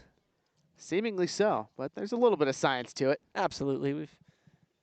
Not that simple. Never is. 1-2. Ramos bounces it towards third, and it gets over the glove of Vassell into left. Should be a base hit for Elijah Ramos, who's now been on twice and hit it to third both times. Yeah, really great piece of hitting for Ramos. 2-strike approach, gets out in front of the breaking ball away from him, but able to chop it hard over to third, where Vassell, a very sure-handed defensive man, wasn't able to make the play. And he, did make the error the first time against Ramos. This one, though, goes as a base hit, as now Shane Aldridge had a base hit as well as last time. Stands in. Ramos waits on first. Aldridge swings through the first one from Fast. Up around 50 pitches is Tabor Fast. Now through 3+ innings. Thereabouts, probably mid-40s. The 0-1, Ramos, a good jump. He'll go to second. Throw down by Garcia is in. No! He's safe. Ball popped out. It was in time. The tag was made, but the ball out of the glove of Ayala. So a stolen bag for Elijah Ramos. Again, he had a good jump, but made it real close. Pitcher's called a ball. Second stolen base of the game for the Crawdads, meaning that is number 70 on the season for Walnut Creek. As they continue to just run wild on the bases. Wow. First of the day for Ramos. Now he's on second with Aldridge in a 1-1 count. He'll fire one foul back. Couple times now that Elijah Ramos has had some close plays on the base paths. Obviously, he was out at third base after he reached on the error in the second, wiped off a base runner on Aldridge's first hit of the day, and then there, just barely escapes with the stolen base. 6 stolen base on the year, goes to 6 for 7. 1-2, Aldridge awaits the lefty's delivery, pulls it on the ground to first, hops off the glove of Keys, and now Ramos is going to get the wave as it's into shallow right. He's going to score standing up. Error at first base. Trent Keys will cost his guys a run, an unearned run. Now the second one on the tally of Tabor Fast. Well, tell me if you've seen this one before, Harry. A single and an error, and then Lucas Carlisle comes up to bat. I think last time the Crawdads were able to deal some damage. They sure were, and it was Lucas Carlisle that did the damage. Had a 2-run shot, went 332 feet towards the line and left. 99 exit velocity, 99 miles an hour off the bat. Just kind of kept going up. Sort of a missile of a line drive that just kept, again, going up and up. First pitch to Carlisle, taken outside for a strike. And it was, in fact, Aldridge who was on first for him last time, after Ramos got thrown out on the paths. But Carlisle's he's been swinging it just so sweetly. Felt like a matter of time. As well as that, he's been taking just great at-bats. An 0-1 now, a big swing, and hit off towards right into foul ground. It'll land towards the Crawdads bullpen and hop out of play. Did it on the third pitch of the at-bat last time. Was 1-1, though, now down 0-2. Though this, the third pitch, maybe 3's the magic number for Lucas. Crawdads up 4-2 after a runner has already scored here in the fourth. Looking to add more. Runner goes. Carlisle puts it in play right side. The second baseman, Heredia, was over at second. Now makes the play in the hole, and Aldridge heading to third. He's going to be out on the bases. An aggressive go, as that was just another kind of wild play. So Carlisle will, I think, be credited with a single, and you score it 4-5 on the put out to third. So to recap what just happened there, Aldridge was going on the play. Second baseman Heredia ran over to cover. Carlisle hit one kind of weakly to where he was playing, but Heredia had to race back over because he was covering second. Got to the ball too late to get Carlisle, but fired it up to third where Aldridge was breaking and got him in time. Yeah, get the leading runner. Heads-up play from Heredia. That's good defense. So another base running out for the Crawdads. That was another wild play. And Aldridge, again, it was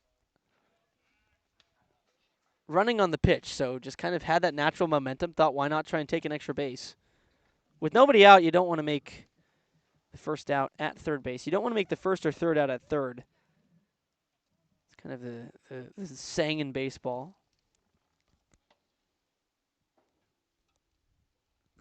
1-0 to Daniel Pulasic, the leadoff man, up and in for a ball, 2-0. How about the day Pulasic's having, Harry? Yeah. 2 for 2, a pair of singles. He's just lined it up the middle each time.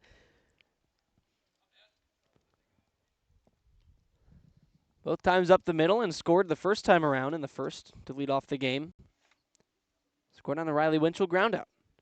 1-0. Rather 2-0 now inside, 3-0. And you got to take all the way here. Yeah. Fast hasn't really been able to locate against you all day. Hold the bat, force him to throw a strike. 3 balls, no strikes to the lefty, Pulasic. Fast comes in, and it's on the inside corner for a strike. So Pulasic still a very hitter-friendly count, 3-1, with Carlisle speedy on first.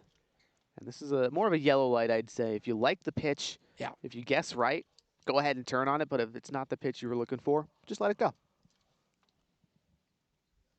Carlisle's going to run on the 3-1. Pulasic shoots it the other way. It'll hook, though, or slice rather, foul. Righty warming up for the Stompers. Maybe coming in as soon as next batter if he's not able to get Pulasic out. Riley Dickey, the righty. Getting loose. the righty Woodson on deck. Tabor fast. Now is a full count. Carlisle goes. Pitch is down and away. Pulaski takes ball 4. He'll be on for the 3rd straight at bat. Yeah, fantastic day from Daniel Pulaski at the top of the order, doing exactly what you want from a leadoff guy, getting on board via the hit and the walk. So TJ Woodson comes up. Looks like a meeting on the mound upcoming. And the entire infield going to be drawn into this meeting as well. It's not head coach Zach Pace. Now it's the pitching coach Mike Nunez. So just, I think, going to be a conversation. Likely so. Had to attack Woodson and then fast. Probably going to try everything in his power to avoid pitching against Ellis, who's on deck now. Pitching coach quickly off the mound, so just a quick chat with Tabor Fast. The infield, though, remains in. Talking amongst themselves.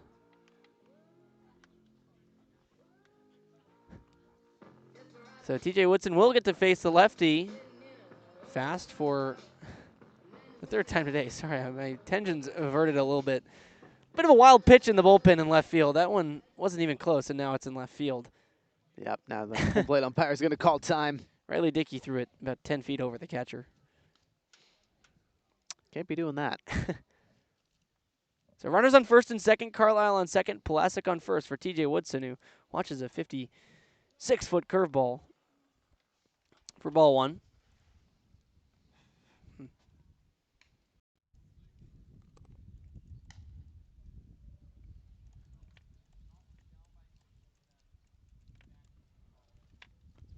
Want to know, Crawdad hitters keep getting ahead, and it keeps paying off. Pulaski just worked a walk on a 3-2 count. Now Fast going to step off. Yeah, has to be careful with Carlisle and Pulaski, both plus speed on the paths. Anything in the gap, Woodson probably can plate a pair. Taking his time to get back on the mound. Tabor Fast now ready to go. Left arm hanging with the check-in to Angel Garcia. Gets the sign. And a 1-0 to Woodson. Is down and in, ball 2.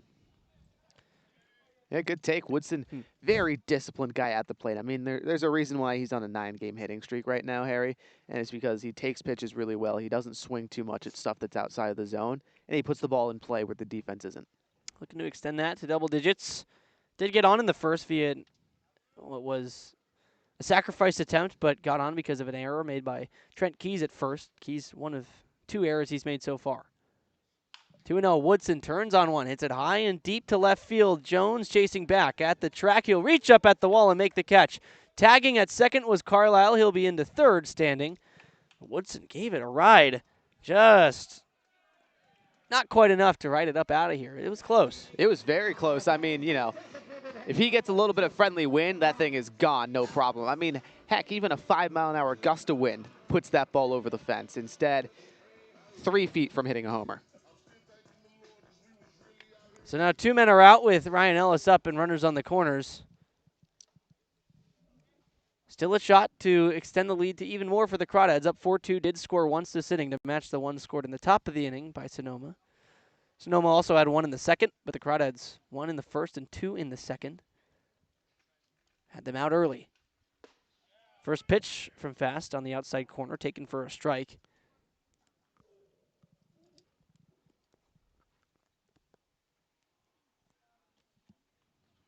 Carlisle on third.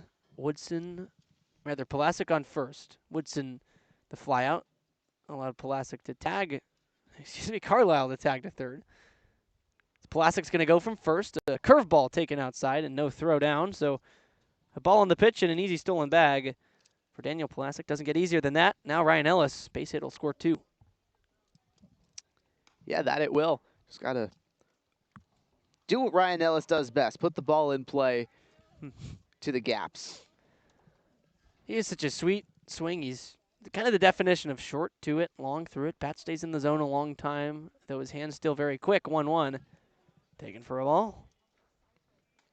Swing is kind of like the way a rubber band snaps. Just you feel the tension in the load, then all of a sudden snaps through the zone and supplies a lot of power. Yeah, it's very quick, very bursty. But boy, does it have pop. And can really succeed when he lets the ball get deep. 2-1, out in front of one, swings and comes up empty. 2 balls, 2 strikes. That's just a filthy slider from Fast. Starts low, stays low, and sweeps all the way across the plate, basically. Not a whole lot you can do as a left-hander. 2 balls, 2 strikes. 2 outs, 2 on. 4-2 Crawdads lead. Here comes Fast delivery. Ellis pulled on the ground, foul just wide of first. And I mean, that one probably just a foot from being a fair ball and plating both the runs. Yeah. That one nearly down the first base side, but over at first, Trent Keys kind of playing a no-double style of defense. Over towards the line, back behind first base, almost the heels on the grass of the outfield, so trying to avoid anything sneaking by down the line. Count still at 2-2. Ellis takes and it gets away. To the backstop it goes. Trotting in from third, Lucas Carlisle. And Pulasic at the same time moves to third on the wild pitch.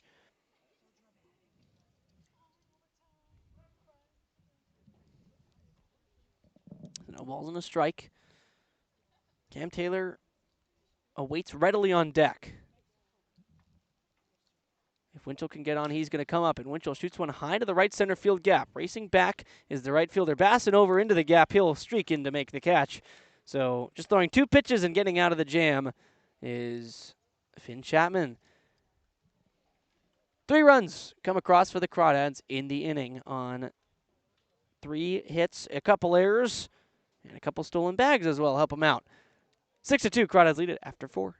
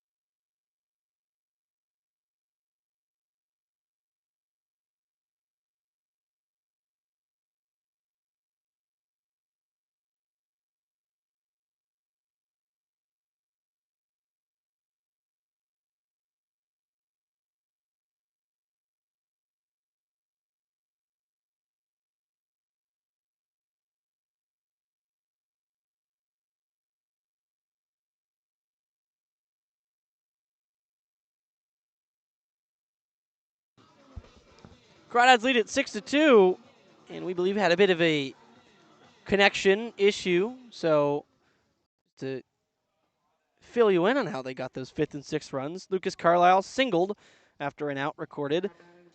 Elijah Ramos was on first. He got over to third on the single, then a walk by Daniel Pulasic got runners over. And then Ryan Ellis singled to score a run. Plus Carlisle scored on the wild pitch. Carlisle scored on a wild pitch then as well during the at-bat to Ryan Ellis. So that was 5 and 6. Thank you, partner. I was kind of trying to remind myself how that one came in. As Tino Vassell stands in for the 3rd time, takes strike 1. He took strike 3 last time and has struck out now twice today, 0 for 2. Again, the 9th time the Crawdads have punched his ticket. Not a guy who strikes out a whole lot. Next pitch up and away. I mean, he's around, again, 28%. You'd hope that number's sort of more closer to 25 and below 20 even But that's against all other competition. Crawdads have struck him out over 50% of his plate appearances. 1-1. This one won't be a strikeout. It's bounced to first where Cam Taylor rushes in. Wheeler covering. I think he missed the bag. Yes, he did. So the pitch to him was in time, but Vassell burning down the line gets there ahead of the throw. They will give him a hit, and I think that's fair. Just tapped softly on the infield, and no man's land between second and first, so Taylor has to pick it out, and tough cover effort for Wheeler. So almost made the long run. Again, if he had gotten the foot on the base, it would have been kind of an impressive play from the first baseman Taylor to the pitcher Wheeler, but instead just a base hit. Hunter Carlson, now another lefty, stands up and takes the ball outside. He as well is 0 for 2. And is facing a lefty for the first time today. Paul Wheeler came in for the starter. Rather for Noah Zirkle, who was in for the starter Gomez, but both of those guys righties.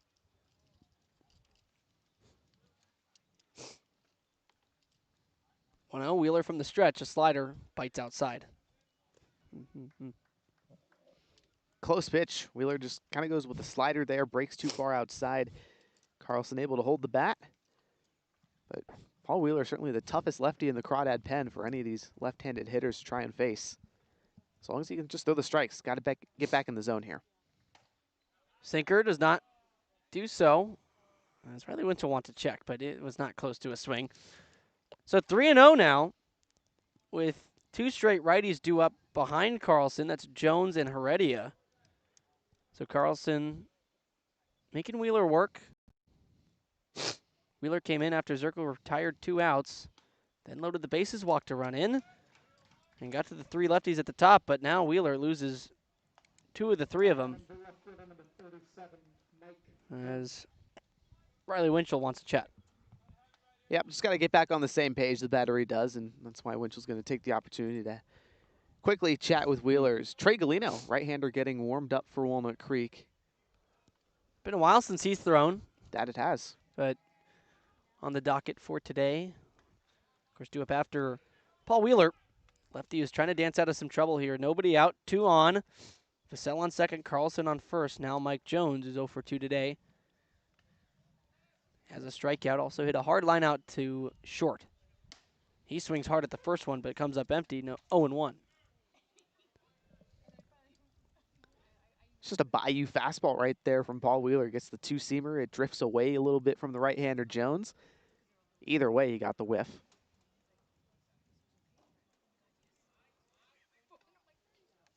No balls in the strike. Jones, 2 runners on. Winchell, snap throw back to first. Taylor, a diving snag, and puts the tag on the runner. He's out. Beautiful back pick at first. Carlson erased. And that's the effort there, or the value, I should say, of Riley Winchell behind the dish, because he can do stuff like that. That was incredible. Super Cam at first, laying out to, I mean, that saved a run. Oh, yeah. And it gave him an out. That throw was bound for right field. Taylor, in one motion, made the diving catch, slapped the tag on as a ball outside of Jones.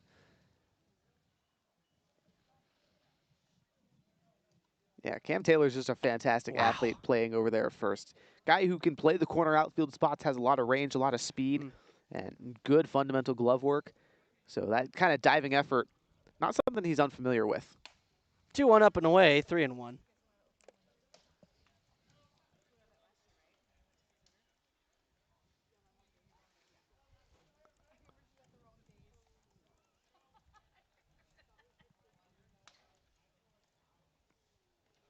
So now still way ahead at the plate is Mike Jones, though now only 1 man on at second. 3-1 count. Wheeler deals. Fell back, 3-2. And that is, I mean, just such a huge out. You think about 2 on, nobody out in a 3-ball count versus 1 on, still in scoring position, but you have a 4-run cushion. With 1 out, it is a massive difference on the mound. Entirely different feel for Wheeler out there. Now you can kind of relax a little more, be a little more selective. And with 2 guys on, nobody out, you're primarily pitching for a ground ball. Now can kind of just attack, pitch for any kind of out, as this one's fouled directly off the mask of Winchell.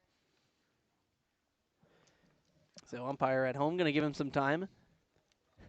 Yeah, courtesy walk out there. And we've seen Winchell beaten and battered behind the dish this year, Harry. He kind of has gotten a break away from that recently, but today, at least in that instance, sort of back to the beating. And in that regard, it seems like Drew Longacre and Brandon Clisby have kind of steered clear of that. It's been all Winchell, it seems like. Whenever he's back there, he's getting smoked. Yeah, either occasionally you're going to get some back swings. A lot of the time it's the foul balls back into the mask. All sorts of odd motions. Not to mention that the pitches in the dirt, you got to get down and block, sacrifice your body a bit. Still have a 3-2 count. Wheeler to Jones. Pulled foul. Jones is right out in front of it, or way out in front of it, I should say. Kind of just threw the bat out, but had a good amount of velocity behind it. Yeah, smoked foul. So count remains full. Foul ball in the left field corner, collected. As Vassell still awaiting on second for anything to happen. 3-2. Jones takes strike 3. Slider on the back door lands perfectly. The first strikeout of the day is for Wheeler is looking. Now that's 3 straight strikeouts looking for this Crawdad staff. Yeah, they've been purely filthy today, Harry. I mean, they're getting the calls in the zone, and the stuff is just freezing the batters. And need I remind you now, that's the second out, too, because of the back pick. That's big. That is huge. Now just 2 outs. Runner on second. Mateo Heredia has got a double and a strikeout today. Gets to face a lefty. First pitch to him. Outside for a ball. Sinker started away, ended away.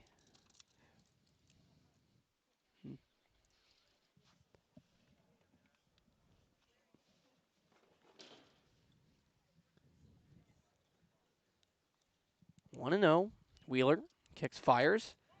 Sinker just below the zone to Heredia. Goes to 2-0. Again, Heredia, yesterday's losing pitcher for Sonoma. Today starting at second. Sort of where he naturally is more. But he is a true two-way guy, not only here, but when he's in his collegiate season. 2-0, taken all the way, takes a strike. And that's not your average 2-0 pitch. Usually you're thinking fastball, maybe in the fatter part of the zone, but that a beautiful backdoor slider. Yeah, fantastically located from Paul Wheeler, able to just get it to bite into that outer third of the zone. Pinpoint. 2-1, another backdoor slider catches the zone. 2-2. It's the way he finished the at-bat to Michael Jones, froze him on the back door. Now Heredia's seen 2 straight. Wheeler, soon to be playing in the CCL All-Star game. Trying to get out of this inning unscathed. Have to wait another pitch. 3-2. You can live with that. It's a pitch upstairs and away. Batter doesn't have a chance at it. You want to try and get a swing and a miss, but a little too far outside. Bare minimum, resets the eye level, and it's a heater. So you kind of keep him off balance after a pair of sliders. So now a full count. Back-to-back batters going to 3 balls. And on the outside, once again, it's a called strike 3. Paul Wheeler, after a couple leadoff base runners, a back pick by Riley Winchell helps him out, and then back-to-back strikeouts looking. Second of the day for Mateo Heredia as we go on to the bottom of the 5th. A partner, Charlie Limoncelli, going to take you the rest of the way.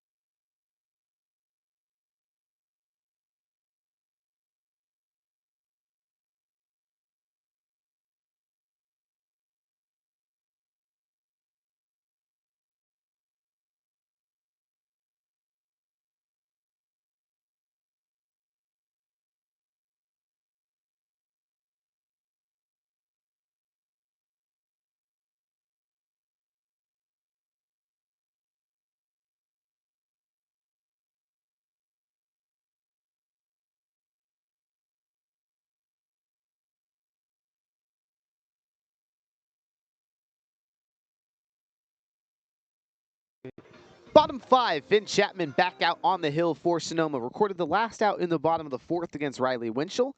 And now Cam Taylor, Dylan Perez, and Elijah Ramos up 5, 6, and 7 for Walnut Creek. A team that has been on top the majority of the game, Harry. They struck first, a 1-0 lead after the first inning. Sonoma got one back. Then the Crawdads added 2 more in the second.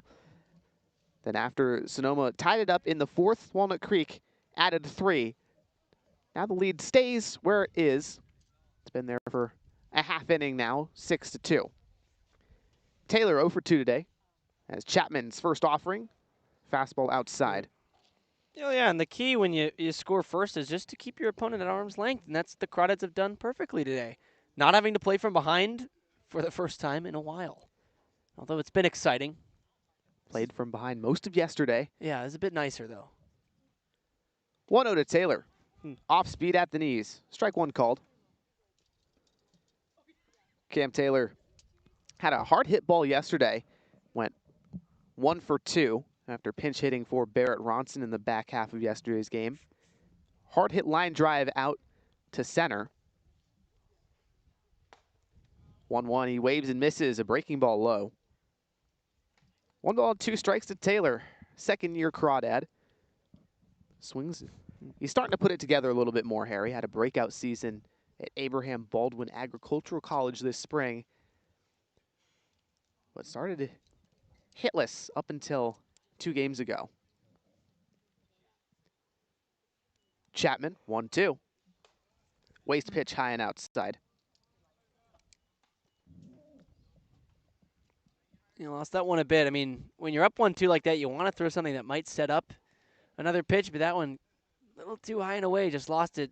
Kind of doesn't set up anything. So Taylor, not fooled by it, not in his mind. 2-2 to Taylor. Fastball bounces in the dirt, and the count is full. And that sets nothing up either. Fastball in the dirt is an auto take. I mean, you see it instantly out of the pitcher's hand just going for the dirt. So 2 straight pitches that you have to think Chapman not happy with. Can't let the frustration make you groove one, though, because Taylor's a guy who's ready to swing 3-2. That he is. Chapman ready at the letters.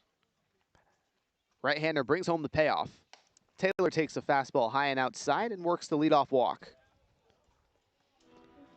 So the Stompers bullpen has been problematic against the Crawdads. Yesterday, 5 innings for the bullpen, 10 runs, 7 of which were earned on the season.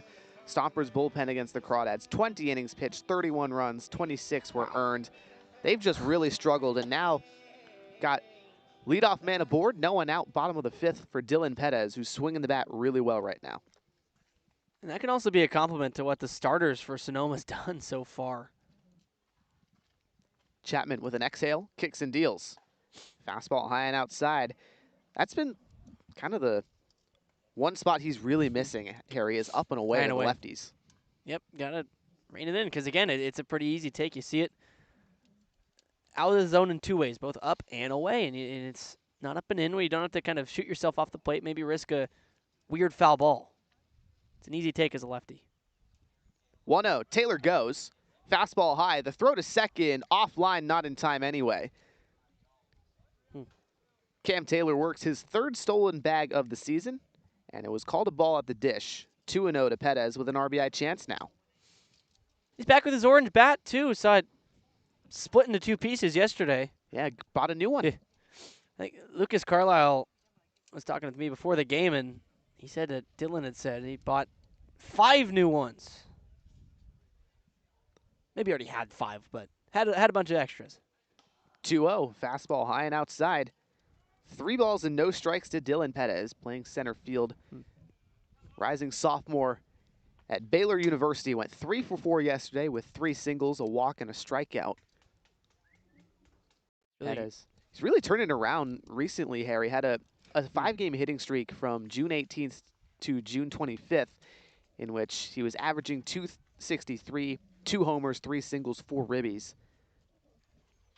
And the average still in low 200s, but yesterday it was 179, so a 3-hit day rose it up by about 40 points.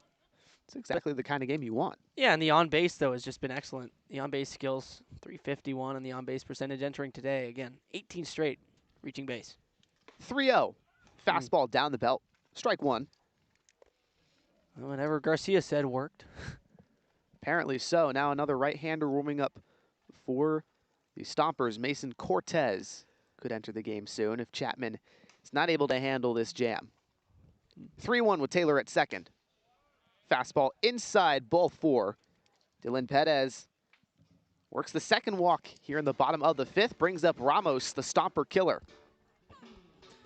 It's not who you want up in this type of situation. Nobody out, first and second, because he's a guy who can, even if he gets out, help his own team. He's got premier contact ability, doesn't strike out, also doesn't really walk. So you know you're going to have to be ready on the infield. He's going to force your hand, but as well as that, again, a lot of back control. Can go to the right side to try and get the runners moved over, even if he does get himself out. Middle infield double play depth. The corner's in at the grass. First pitch to Ramos. Off speed, inner third, strike one. So far today, though, he's bounced towards third base both times. He hits one hard enough on the ground to third. Could end up being a triple play, but no. More likely those batted balls earlier could be a double play in this type of situation. So got to stay away from that if you're Ramos. 1 for 2 Ramos is. Reached on an error and a single. Both hit to third. 0-1. Off speed and low. 1-1 to Elijah Ramos. Was yesterday's player of the game. Went 2 for 3. 2 singles and an RBI. And now, his last 2 player of the game appearances, Ramos has gone 2 for 3 against the Stompers. The one before yesterday came on June 24th, last Wednesday, when these two teams met here. Chapman brings in the 1-1. Ramos foul tips a fastball back to the backstop. 1 ball and 2 strikes. No one out, 2 on. Taylor at second, Perez at first, both with plus speed, and Aldridge on deck. 1 through 9. This is just a fast lineup. Maybe the exception, perhaps, of the catcher, Riley Winchell. It's fair to say, Winchell, no stolen bases this year. Everybody else has at least one. That's a positional thing, though. Catchers don't run well usually. True. 1-2, Ramos takes a big hack. He was late on the breaking ball. Strike 3 swinging. First out in the bottom of the fifth. Well, I say never strikes out, and he strikes out. So a rare unproductive out for Elijah Ramos, and an even rarer strikeout. I mean, he just always is putting the ball in play. For him, only his 7th strikeout on the season. Another guy who puts the ball in play a lot, Shane Aldridge, also 1 for 2 with a single and an error. Drove in a run on the E3 in the 4th. Chapman facing his 3rd lefty in this inning. Kicks and delivers. Chopped foul first base side. Nothing in 1.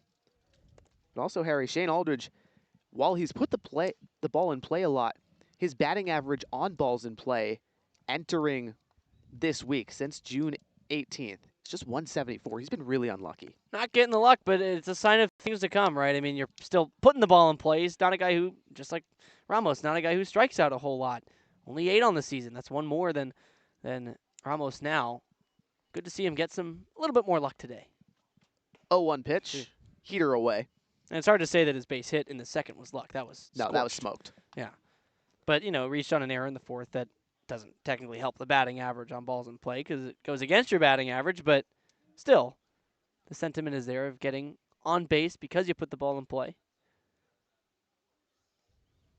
1-1. Breaking ball outer third, called a strike. Aldridge now 2 strikes on him. Hit the portal after a fantastic spring at Menlo College. Using this summer as a launching pad for better things potentially. Carlisle's on deck. Again, Taylor at second, Perez at first. Both runners in motion. The 1-2 was outside and away. Now the throw from Garcia gets past Vassell. Cam Taylor will score on the E2. Perez also to third. Wow, and Garcia had him. He double clutched. It looked like he had a bit of trouble getting the ball out of the glove. Then at that point was a little too late, so maybe rushed the throw. Knew that he at first would have had him, but then knew he was going to be a little late, so ended up throwing it a bit too low. And it's just a tough. It probably wasn't. It was playable for Vassell, but since the runner's sliding in, a lot of action over there, hard to make the catch. Infield will creep in. Everybody at the grass. 2-2 to Aldridge. tapped foul in front of home plate, but it was off of Aldridge's foot.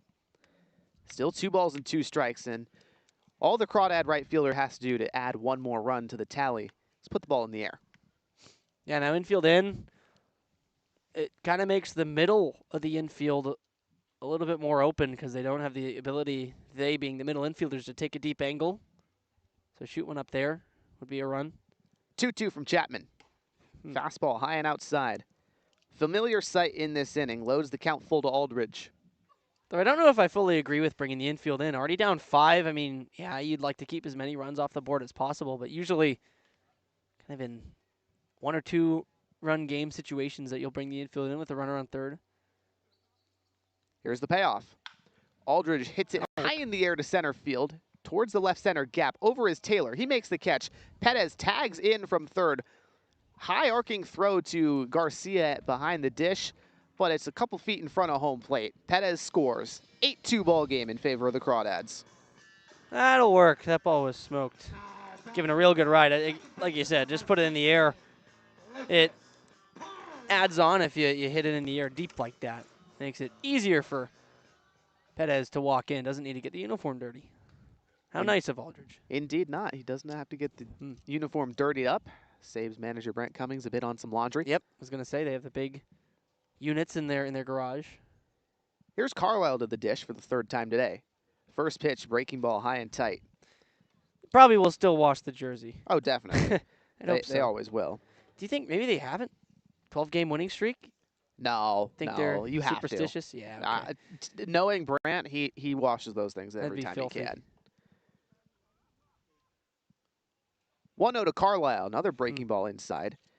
And Lucas Carlisle having himself quite the day, Harry. 2-run homer in the 2nd. His first extra base hit as a Crawdad. Then singled in the 4th, scored on a wild pitch. Early contender for player of the game. 2-0 offering from the righty Chapman. Fastball chopped foul towards third. He's been doing it all. Again, from the 9 spot, it's so impressive. Crawdads have had some pretty darn good 9-hitters this season. TJ Woodson, kind of a long-time 9-hitter before he entered the top of the order.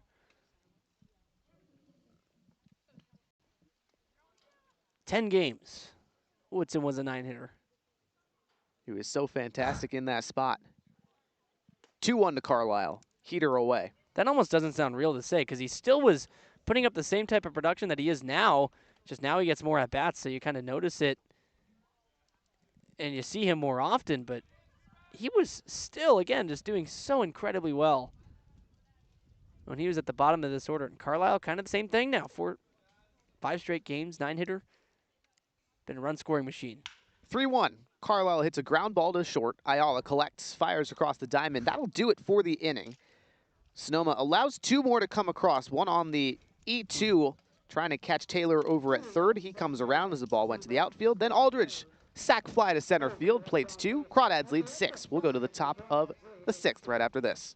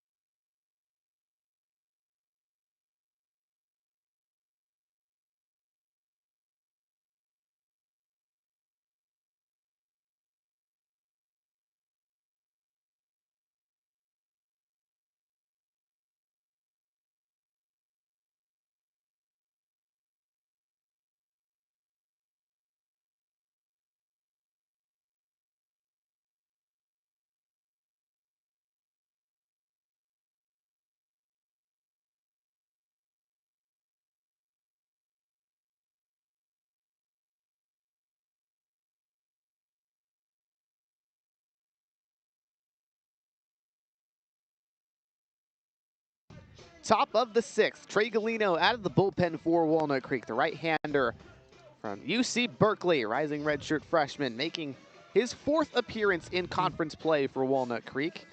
Facing Keys, Garcia, and Bass, 6, 7, and 8 hitters in the Stomper lineup. And Harry, in 2026, this rivalry between Walnut Creek and Sonoma has been all Crawdads. They lead the season series 3-1 at the moment and well ahead to make it 4-1 at this point. 8-2 lead. Sonoma tends to play teams in close games pretty well. I said it yesterday, 7-6 and 13 games settled by 3 or fewer runs. They've played the most games settled by 3 or fewer in the CCL North, but it is all Crawdads today, ended up being all Crawdads yesterday, and so, man, it's just, they let it balloon out of control. First pitch from Galino to Keys, a fastball in the dirt. Trey Galino, 8.1 ERA in conference play, 3 1/3 innings pitched. 2 hits, 6 walks, 2 strikeouts. Question for him is, has he been able to paint the zone?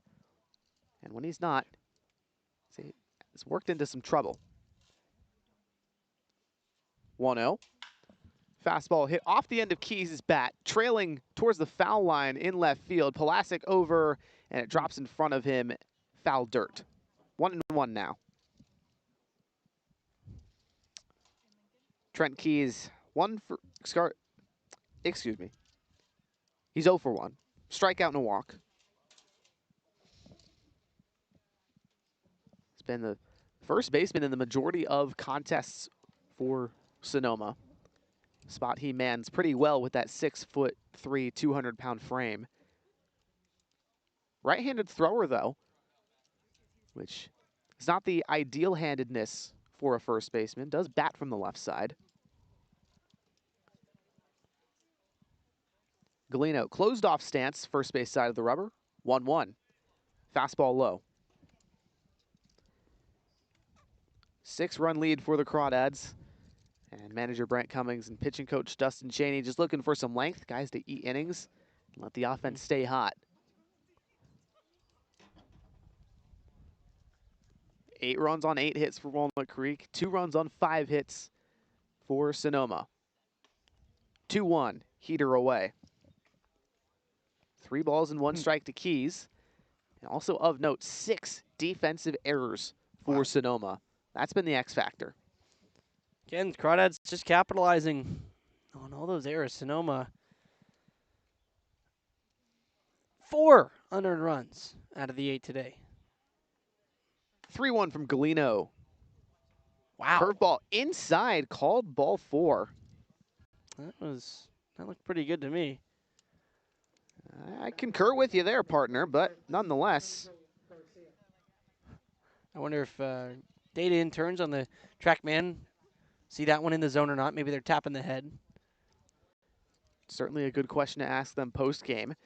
Nonetheless, a no-out base runner for Angel Garcia. Garcia credited with one of those 6 defensive errors, which happened in the last half inning on the pop throw to third, trying to get Cam Taylor caught stealing instead. Allowed Taylor to score as the ball got away from Vassell and into the outfield. Garcia on the offensive end, though, has been mashing for Sonoma. Takes a heater low. Garcia today, 2 for 2, a pair of singles. His single in the second inning drove in a run. One of just 2 RBIs for Sonoma today. Galino takes his time resetting at the mound. Now the 1-0. Fastball by you. There's a whiff. Wow. When it's up like that, you got no chance as a batter. It looks so good, but just never is an advisable pitch to swing at.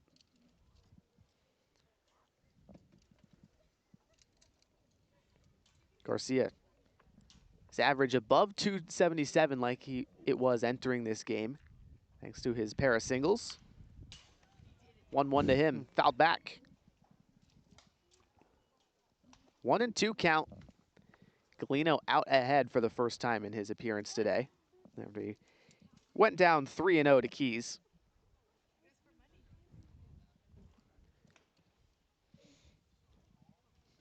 Garcia, 18 strikeouts on the season to 11 walks.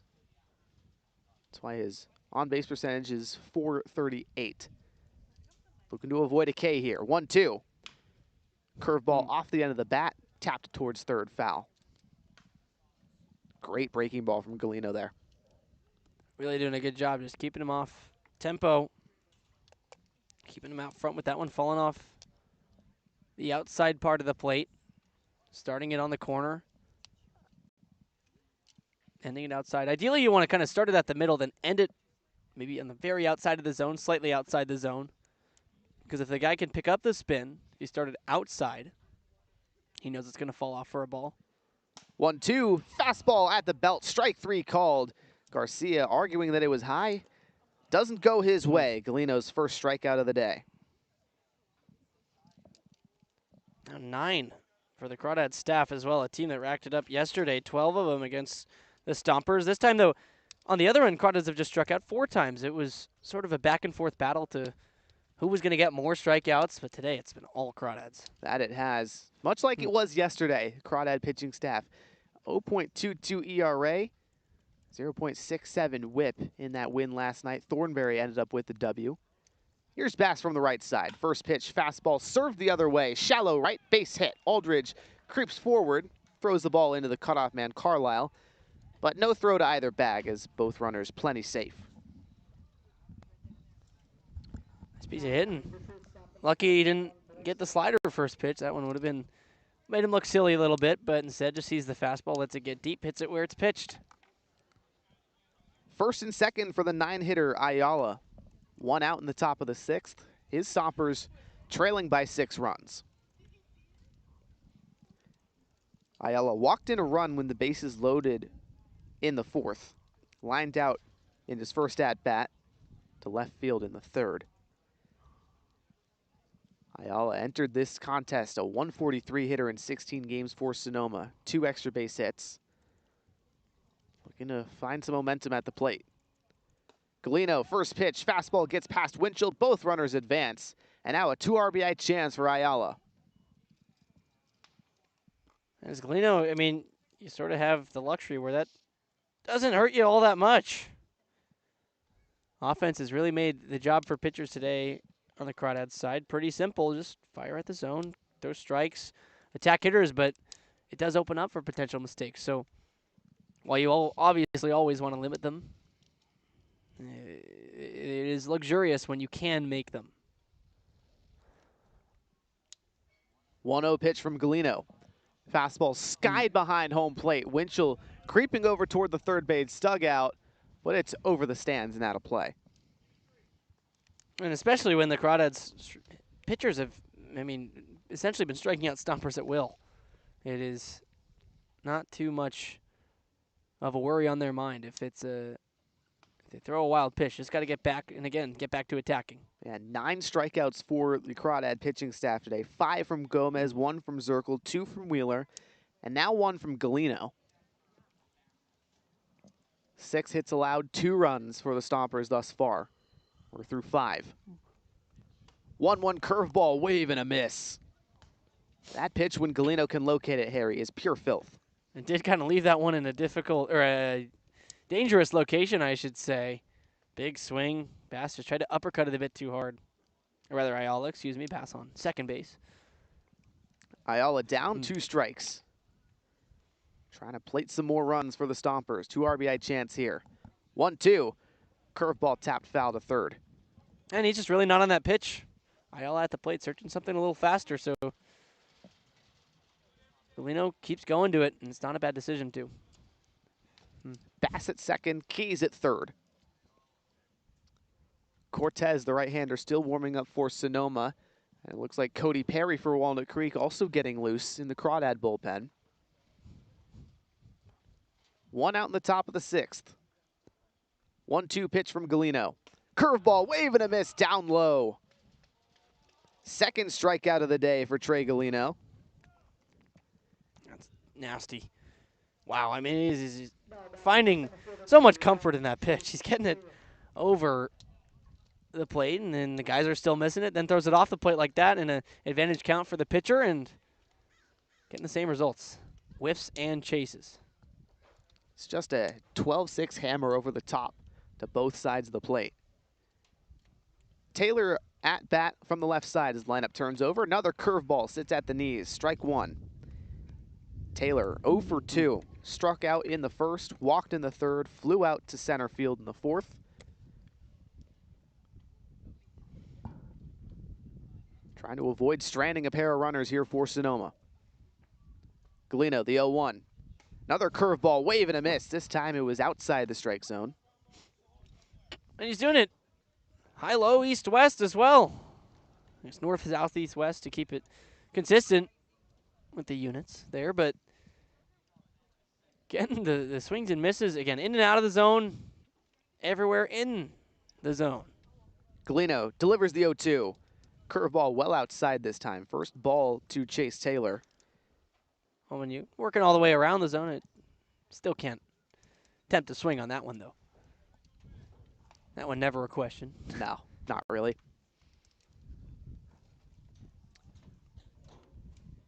Galeno, the Los Gatos, California native, down in the South Bay, looking for a put-away. 1-2 pitch. Taylor rips a fastball into right field. Aldridge tracking to the glove side, makes the catch. That'll end the inning. Trey Galeno strands a pair of runners in scoring position. The Crawdads still a 6-run advantage heading to the bottom of the 6th.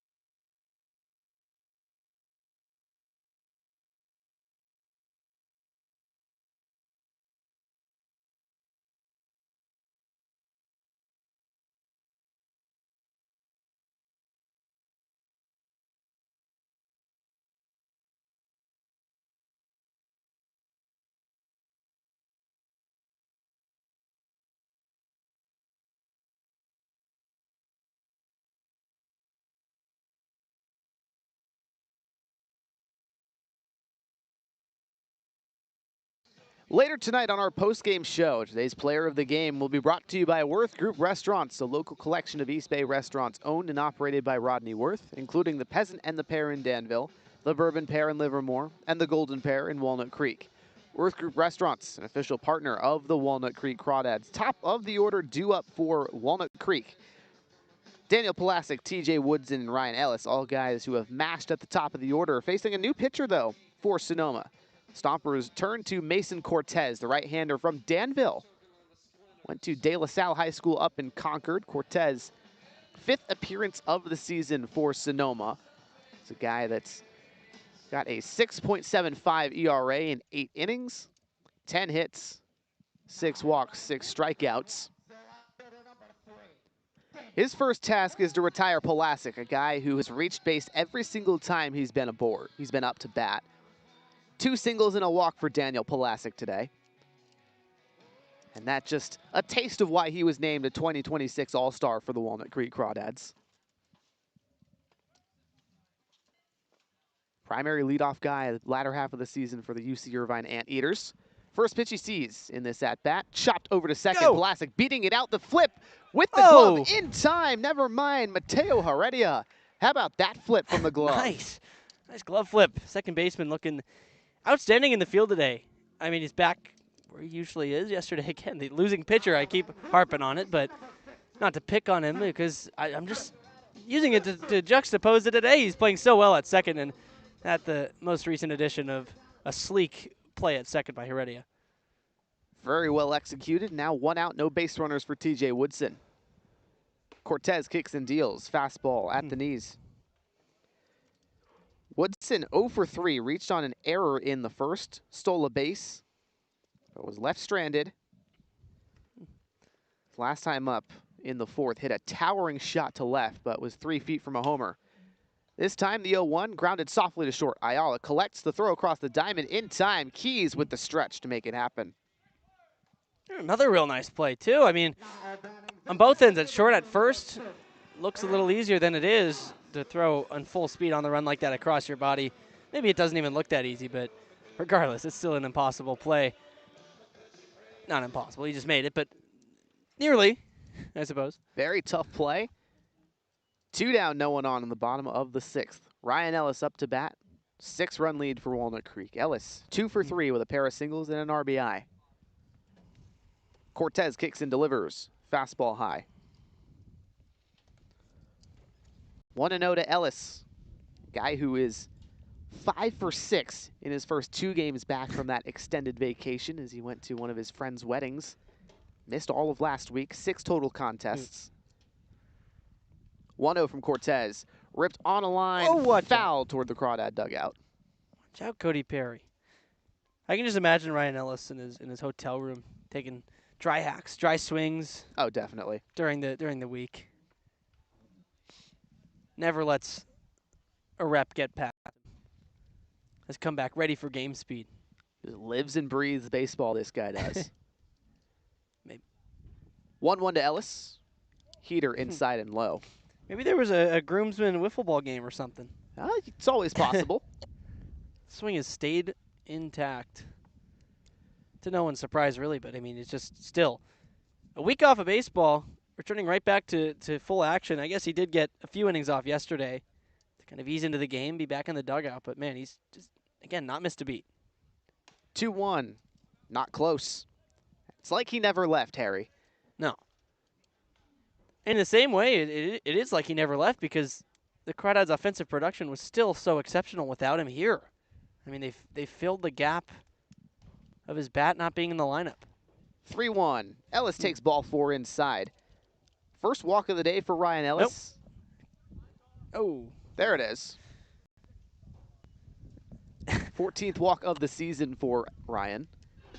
I looked down to mark that as a walk. The dugout had some reaction. I looked back. Ryan Ellis was walking back to the plate. I thought maybe it was called a strike late or something while I was looking down, but no, still a walk. Just didn't throw it enough. Nonetheless, a 2-out base runner for Riley Winchell. Winchell drove in the first run of the game for Walnut Creek, a 6-3 grounder in the first that plated Pulaski. Since then, a pair of pop-ups. Winchell, along with Ellis, a pair of all-star selections. Ooh. This one grounded up the middle, deflects off of Cortez. Ayala grabs it at short, throws across the diamond, not in time. But there's an infield single for Riley Winchell. And the Crawdads, they've been very good at getting 2-out rallies started, Harry. Gotta wonder with Zach Pace coming out to the mound. That hit could be another. Off the foot of Cortez. Hard hit right back up the box off the push foot on the mound, the back foot there. The drive foot it is. There we go. There's the word for it. But yeah, right foot for a righty, left foot for a lefty. Hit off him, up into the air. That one was bound to go up the middle then. It did give Ayala a chance to kick save. So, still though, the same result, base hit up towards the middle. Winchell will certainly take it. Yeah. Hit lots of singles, 3 homers.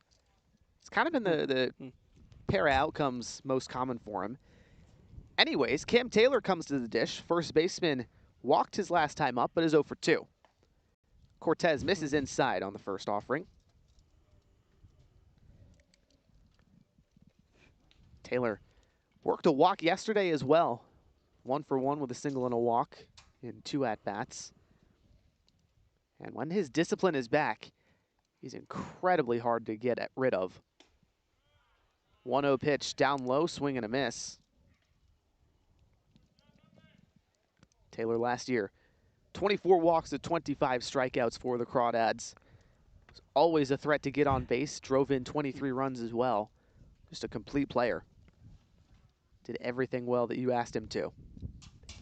1-1 from Cortez. Fastball high and away.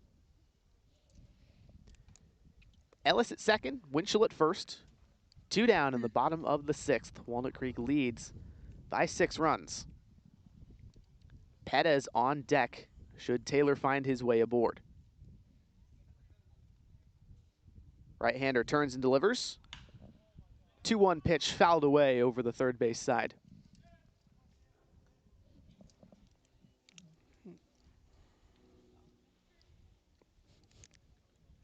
Deuce is wild. 2-2 with 2 outs and 2 runners on. Taylor in protect mode. He's got a very nice protect swing. Keeps the bat level. He's able to hit singles that way. Cortez trying to get out of this inning unscathed. The 2-2 home. Fastball, high chopper to first. Keys collects it on a basket. He'll take it to the bag himself. That'll do it. The Crawdads strand a pair of base runners. We'll go to the top of the 7th. Walnut Creek still with a big lead, excuse me.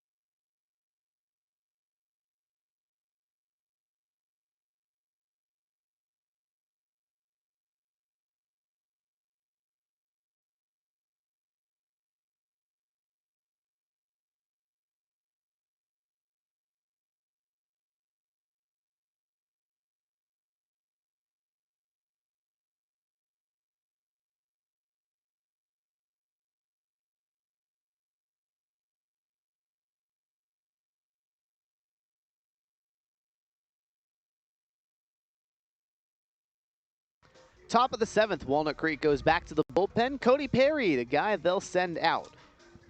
Perry, 2 appearances this summer, 2 innings pitched, 4 strikeouts, 1 walk, no hits, no runs, an ERA of 0.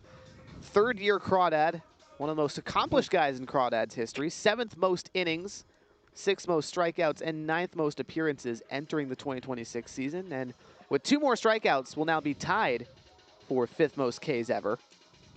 Anyways, he'll face the pinch hitter Ryland Heckman in for Tino Vassell. Heckman, rising sophomore at Umpqua College up in Washington. 8th appearance this summer. First pitch, heater low and in. Heckman from Gig Harbor, Washington. 167 hitter this season with 5 strikeouts, 2 hits. Perry turns, kicks, and deals. 1-0 fastball, chopped foul. 1-1 to Heckman. Looks like he was kind of giggling at a chirp from his own dugout. So Stompers keeping it loose. Sounded, yeah, something in a funny voice.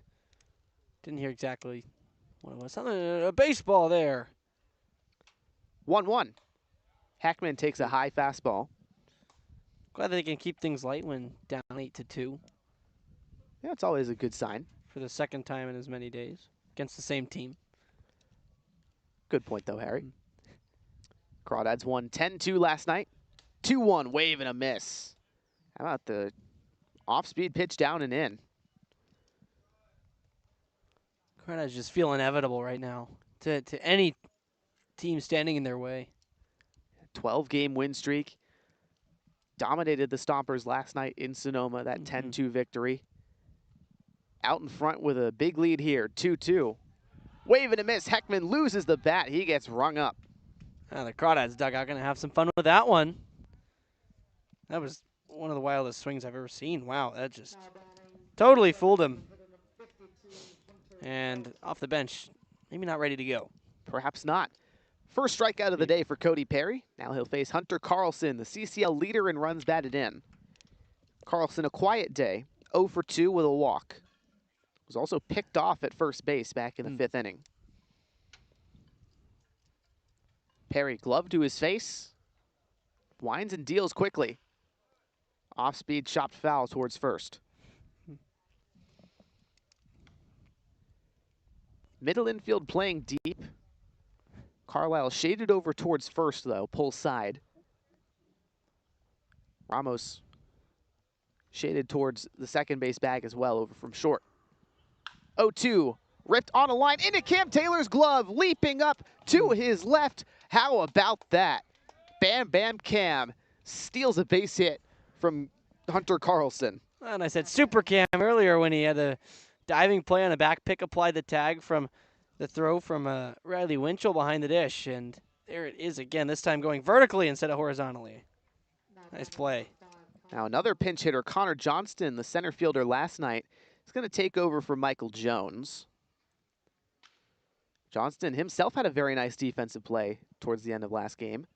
First pitch to him, grounded over to first. Taylor takes it, flips it to the covering Cody Perry. That'll do it. 0-1-2-3 inning, and Cody Perry plus Cam Taylor give the Stompers the claw here in the top of the 7th. We'll take a break. Home half right after this.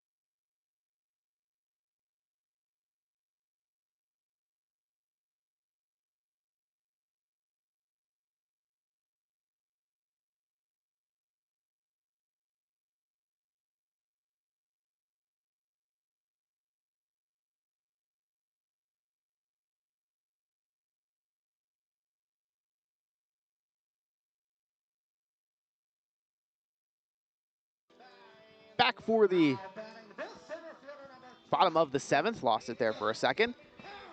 Dylan Pettis, Elijah Ramos, and Shane Aldridge up to bat for Walnut Creek, leading by 6 over the Sonoma Stompers. Went 1-2-3.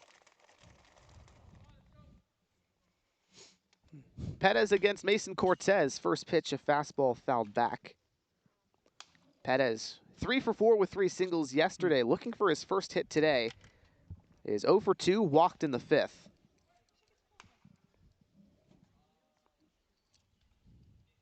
Hmm. 0-1 pitch, a heater inside. Pettis kind of stunned. It's called a strike.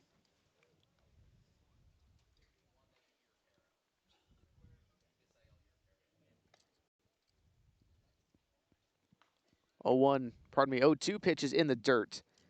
1 ball and 2 strikes. So Bryson Ayala remains at short, and Misael Europero in to replace Mateo Heredia, who moved over to third to replace Tino Vassell, who got pinch hit for. 1-2, Pettis rips it high in the air to right field. Bats tracking back in front of the warning track and makes the catch. So Heredia now to third. He's still in the game. Correct. I got it all wrong in here. Yeah, we both do. What are we going to do? Elijah Ramos up to the dish. And the Crawdads are able to win today. It would be 13 straight. Extends the longest streak in franchise history.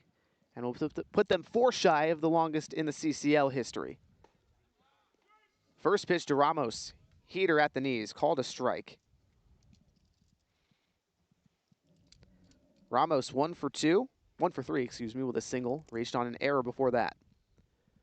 0-1 breaking ball upstairs.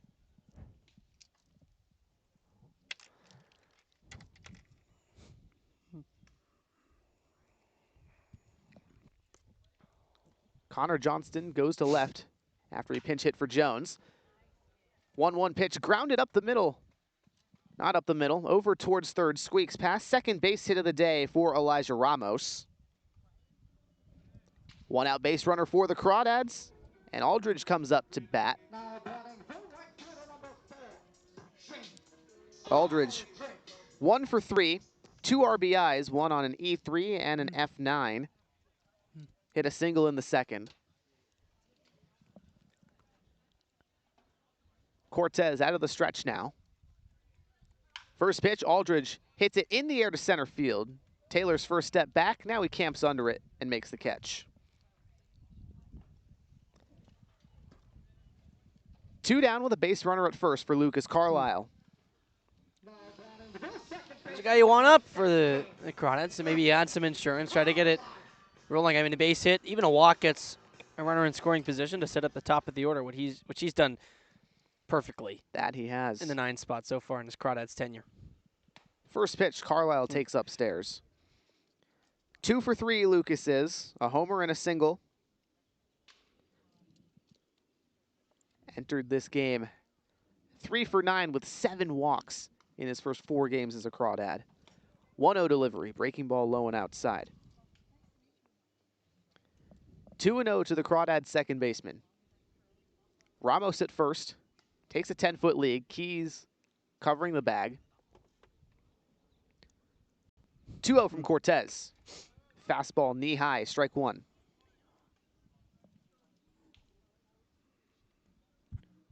Carlisle, true freshman at Santa Barbara City College this spring. Second team all-conference selection because he hit 300 with 31 walks. 429 on base percentage. Takes a breaking ball outside, gets past Garcia. Ramos can jog to second. And now an RBI chance. 3-1 count to Carlisle. This will be the count to do it on now. You spit on the tough pitches, the funk that Cortez brings. Now you set yourself up for a fastball. Sit dead red. Pulasic, the leadoff guy for Walnut Creek, on deck. Lineup could turn over. 3-1. Carlisle takes a breaking ball, belt high. Strike 2, excuse me. Full count now.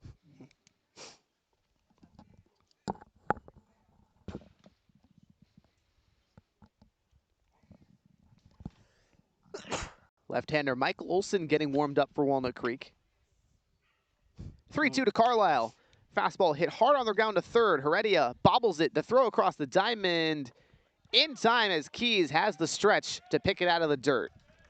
Crawdads strand a base runner in the bottom of the 7th. They still lead by 6. We'll take a break and be back right after this.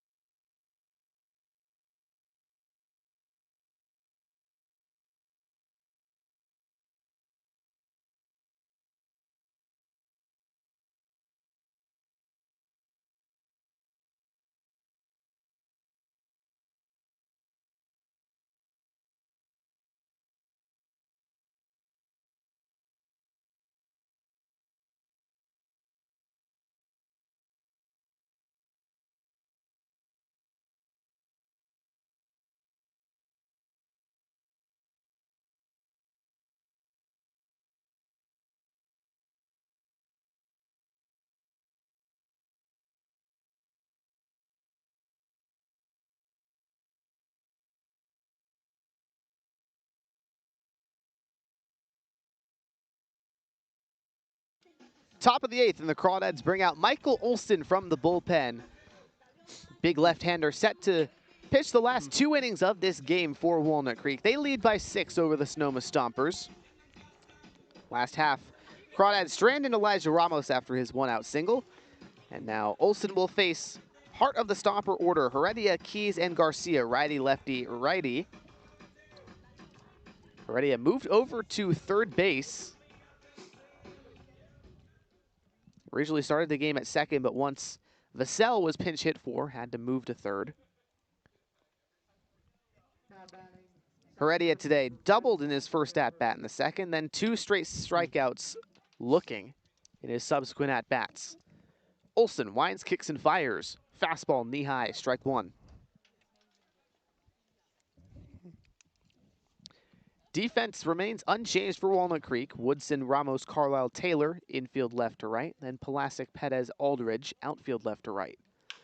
0-1, high chopper to short. Ramos fields it on the hop. Across the diamond, he's in time. Cam Taylor picks it out.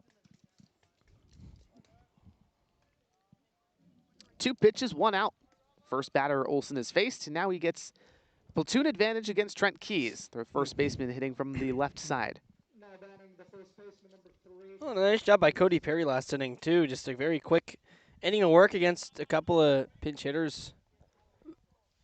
Now hands it off to Olson, who's maybe going to finish this one out. 2 innings, has plenty of cushion here. That's the plan for the Crawdads. First pitch to Keys, curveball sits knee-high on the inner third. Crawdads at most have allowed 2 hits in a single inning.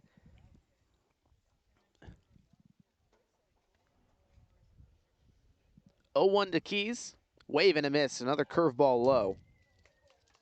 And I think it's a bad sign when you have as many hits on offense as you do errors in the field. Yeah, it's never a good sign. Stompers with 6 hits, 6 errors. It's just not a recipe for success ever, and it hasn't been today. Olson, the 0-2. Breaking ball that bounces in front of Winchell and gets behind him. 1 ball and 2 strikes. But it's been all Crawdads today, Harry. They struck first offensively, and they've put the pedal to the floor. It's also helped that those 6 errors have happened on the defensive end for Sonoma.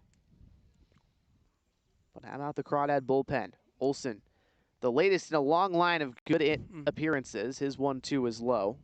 I think it actually is technically 5 errors. I checked in the log of the game. It gave Angel Garcia 2 errors for 1 errant throw that advanced 2 runners in the 5th inning. So I do believe 5 errors are technically the totals right now. We'll have to double check that later. 2-2 curveball fouled in the Crawdad dugout. So they do have more hits than errors. It's at least positive. On my count.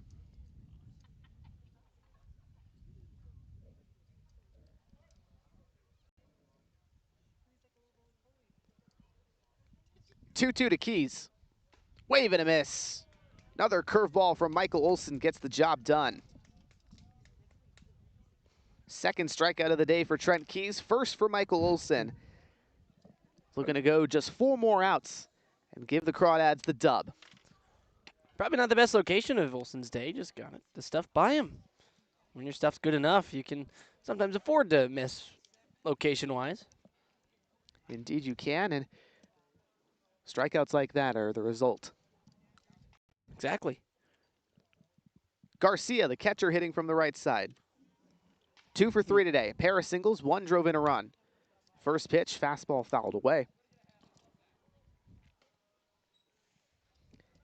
Bass on deck, Ayala in the hole.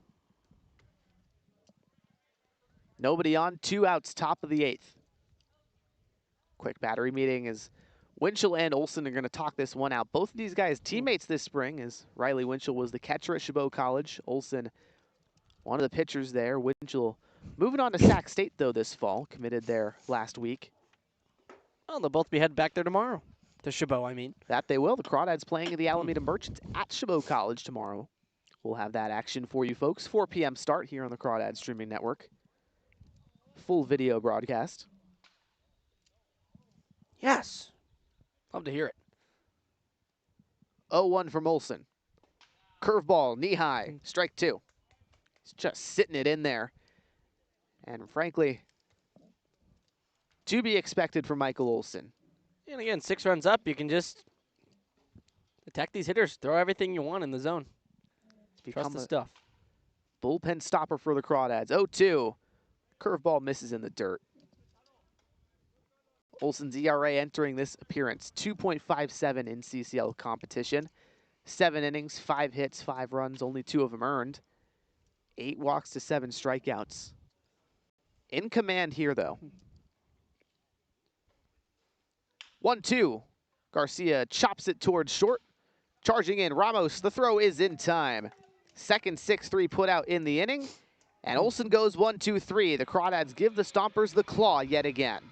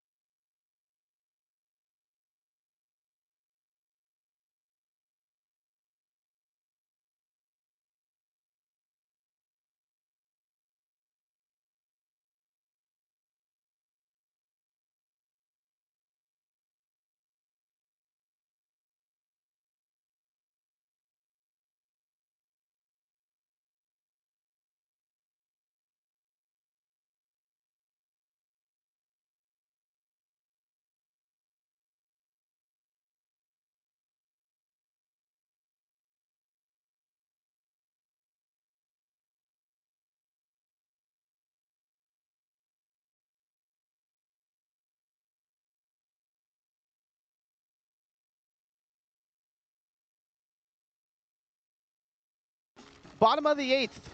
Crawdads lead by 6, but yesterday, Walnut Creek, 8 combined runs in the 8th and 9th. They've been fantastic at scoring runs later in the games. They don't necessarily need to here, No. but you might want to pack on some more insurance because you never know.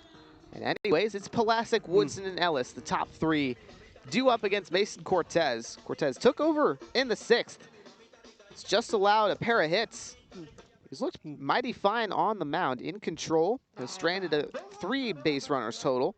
He's through 2 innings of work already. Would love to get through 3 and be the last guy that Sonoma has to throw today. Pulaski, one of 5 all-star position players up to bat for Walnut Creek. 2 singles, a walk, and a ground out. First pitch from Cortez. Heater misses inside.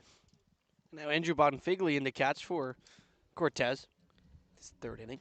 Good shout. Bonfigli takes over for Garcia.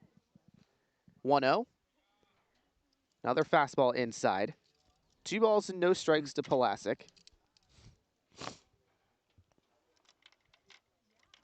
Bonfigli, the West Valley College guy, working with 1 knee down. 2-0, Pulaski hits it in the air to left, trailing towards the foul line. Johnston gives it a chase, now into foul grounds, makes the catch.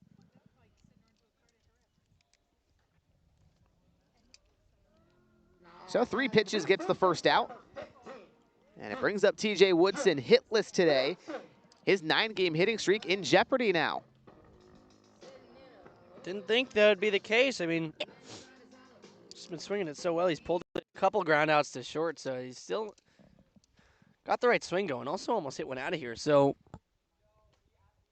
just a continued streak of TJ Woodson hard hit outs when he does get out, which is pretty rare. Very much so.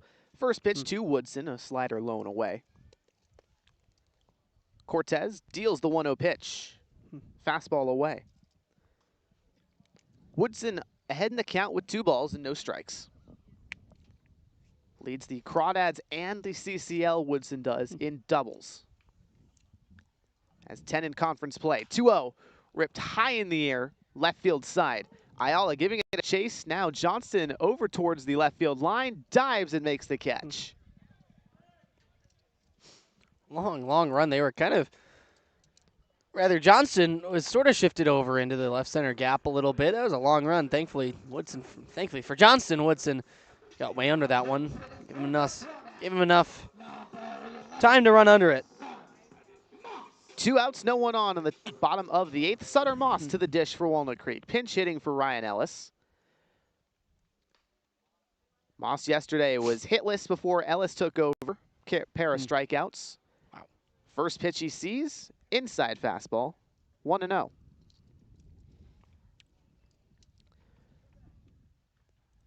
Moss, .250 hitter in 16 games in CCL competition. 1-0, bounces in the dirt. Rising redshirt sophomore Moss heading back to Delta College. Couldn't play there this spring, had Tommy John surgery. 2-0. Hit in the air, left field side, hooking foul. Got that one pretty good. That he did. Much like what he saw as a freshman with the Mustangs, he just mashed.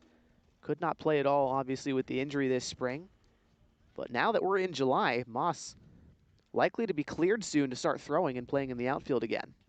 It's been DH only this entire summer. 2-1. Heater away. Hitter friendly to Moss. Even took a few grounders today at short for the game. Kind of just for fun, but he looked good out there. 3-1.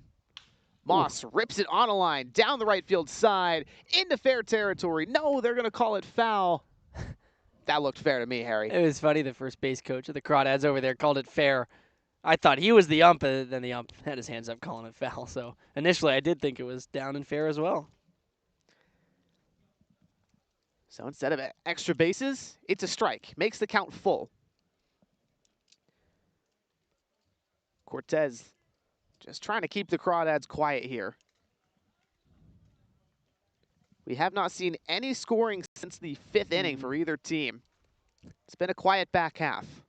3-2, Moss cranks one deep to the right center gap. Both to the wall, and over is Taylor from center field. Makes the catch at the track. 3 flyouts in the bottom of the 8th for the Crawdads. We'll take a break. Top of the 9th coming up. Walnut Creek trying to put it away.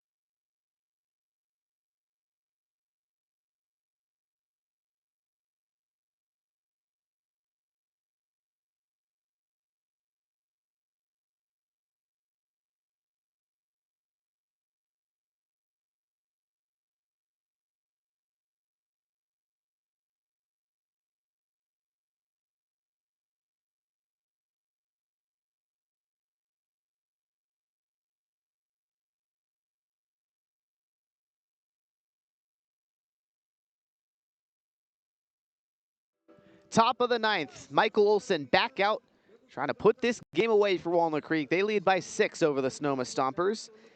8-9-1 due up, and we're going to see 2 pinch hitters for Sonoma. First of which is Nick Sebastiani, the guy that ended the Crawdad season in 2025. Sebastiani has not seen similar luck against the Crawdads. Yesterday was held hitless in 4 tries. Olson trying to keep him quiet, the Sonoma native from the right side.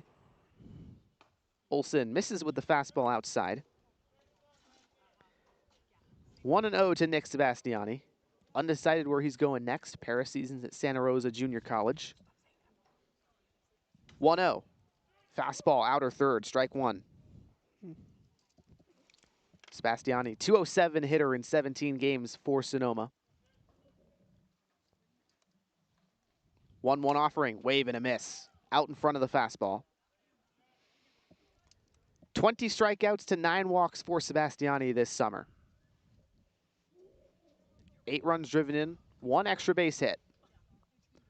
1-2 from Olsen. Fastball just missed away. Count even at 2.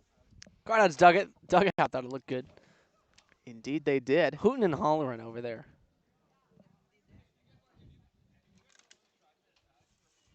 Olsen shakes off this pitch from Winchell. Now brings the 2-2 in.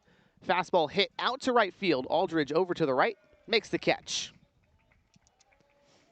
1 down in the top of the 9th. And with Nick Sebastiani retired, his cousin Ben Sebastiani will pinch hit next. Kind of cool. Yeah, the cousin Sebastiani going back-to-back against the Crawdads. Ben trying to do something a little bit different. Not sure if they're the same family. I would kind of guess. They but are. Yeah, no, I mean, there's a Sebastiani presence in Sonoma. There's a Sebastiani Theater and a Sebastiani Vineyards. I saw a sign for the theater on the drive up yesterday, so. Well, there you go. Had to think. I mean, they must be part of it. It's not the most common name in the U.S. 1-0 to Ben. Tower shot. High in the air to center. Perez tracking in to shallow center field, makes the grab. And now Sonoma down to their final out.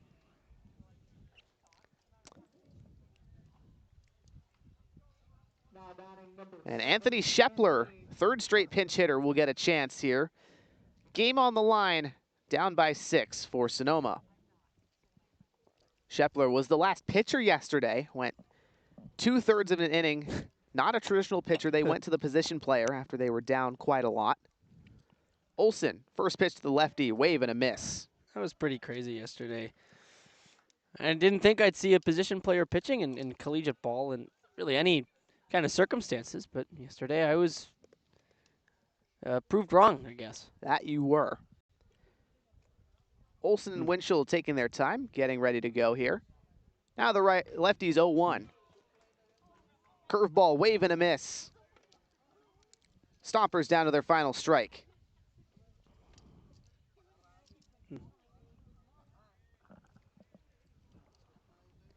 Shepler ready, left-handed batter's box. Olsen turns, kicks, and delivers. Curveball bounces in front of home plate. Shepler catches a break there. 1-2. No one on, 2 down, top of the 9th. It's been all Walnut Creek all day. 8 runs on 10 hits, no errors. 2 runs on 6 hits and 5 errors for Sonoma. 1-2, cranked to deep center field. Perez tracking back in front of the warning track, and there it is, final out. 13 straight wins for Walnut Creek, an 8-2 victory over the Stompers. Back-to-back over their heated rival Sonoma. That's how you do it, Harry. We'll take a quick break, and when we come back, the Crawdads postgame show. We'll be back in just a second, folks.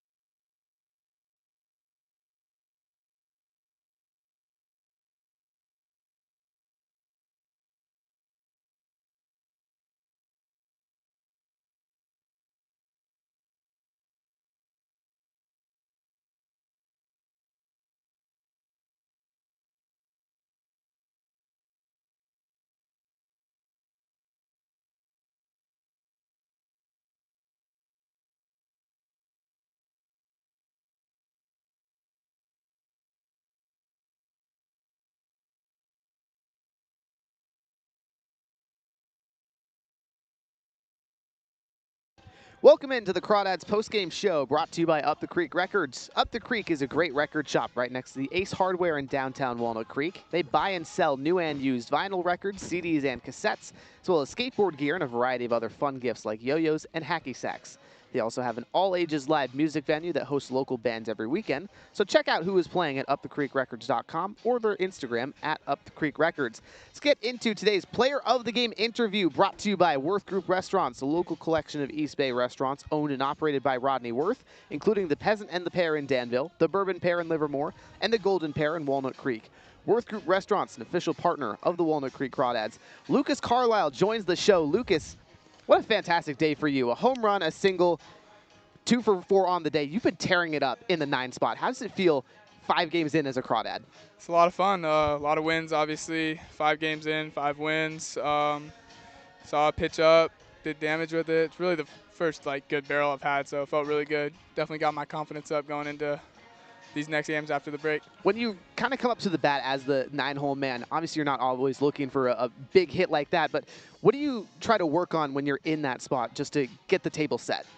You know, I'll do whatever I can to get the top of the order up. I've worked some walks, a couple bunts, just trying to get on base, set the table for Danny, TJ, Ellie, all those guys drive me in. Second home run of your college career. I mean, your first one with Santa Barbara City College this spring.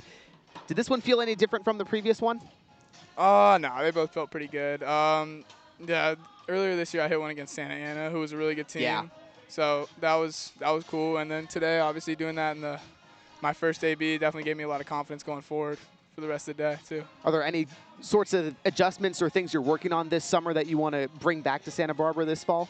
I mean, yeah, I'm just trying to get as many at bats as I can against better pitching than obviously the JUCO level. So just trying to take what I learned here from all these D1 guys, take it back to Santa Barbara, and then see what happens with my career after that. How do you think playing at Santa Barbara this spring prepared you for right now? I think it prepared me pretty well. I mean, the arms are a little better here, but we made a long run in the playoffs, so I think definitely seeing those playoff arms helped get me ready for something like this. But yeah, absolutely. Lucas, new Crawdad, you've only played 5 games. What is something you think the fans should know about you? I think the fans should know I think it's cool. I have 3 siblings. 2 of them play baseball. Maybe they'll be Crawdads one day. They're my younger brothers, but how old? I don't know. I think that's a cool fact. One of them's going to be a senior, and one of them's going to be a sophomore. They both play where you played at Los Gatos? Yep. That's awesome. So coming up from the South Bay, is that a tough commute or kind of okay for you? I mean, it's all right when we play here. When we go to Sonoma, it's a little brutal having to take that hour drive to the bus and then an hour drive home from the bus after the hour bus drive. So, I mean, that's a little brutal, but it's worth it. Hopefully the bus ride makes it fun at least. Yeah. Awesome. Sure. Thank you so much for joining the show, Lucas. We're going to take a quick break here on the Crawdads postgame show, and when we come back, Harry and I will break down the game.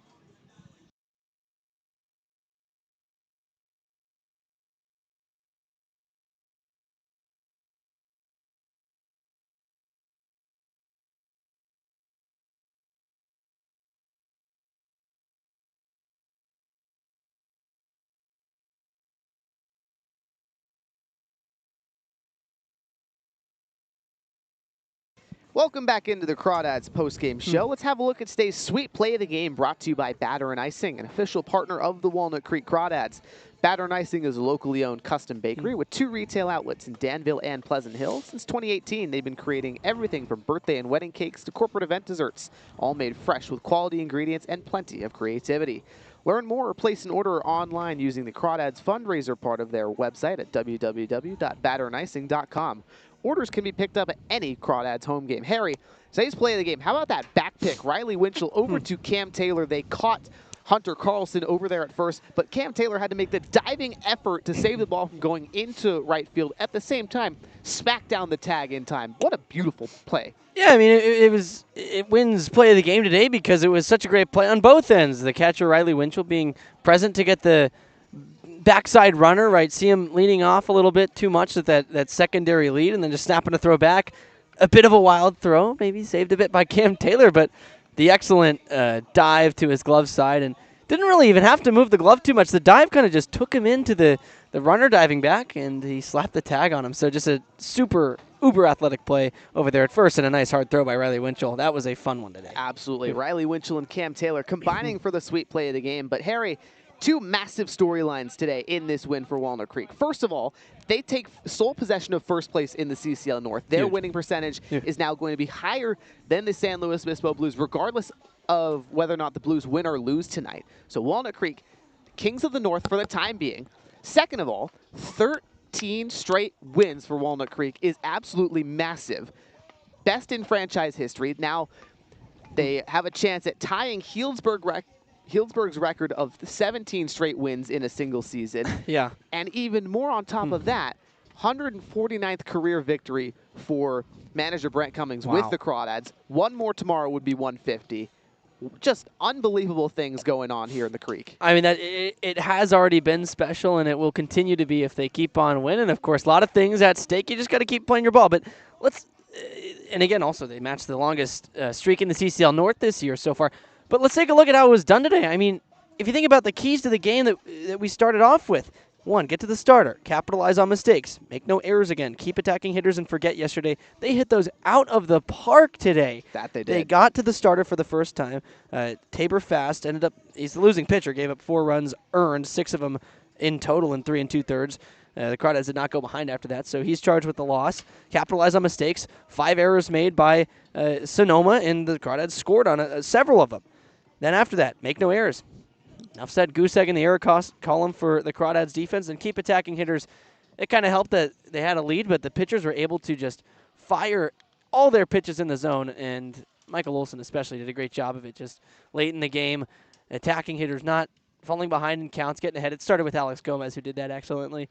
Then finally, forgetting yesterday. Didn't seem like they played like they were treating the Stompers any different. No, it was a complete victory for Walnut Creek. They did it in all phases. Once again, the pitching was just fantastic. Gomez, 3 strong innings with 5 strikeouts. Zirkle, kind of the only pitcher to struggle today. 2/3 of an inning, 2 hits, 2 walks, and a strikeout. Even still, Paul Wheeler came in, got out of his jam. Wheeler went inning and a third, then an inning each from Galino and Perry that were pretty spotless. Then Olson closes out the game perfectly, actually. Yeah. Michael Olson, 6 up, 6 down to close out the game for Walnut Creek. How about that? I mean, that'll do. Complete effort for Walnut Creek. And tomorrow now, they play the Alameda Merchants in Chabot College. They will be the away team, a place that they have played as their home field, but now Alameda playing there a couple times with the Merchants using it as the home field. Anyways, we'll have that action. 4 o'clock Pacific start time here on the Crawdad Streaming Network.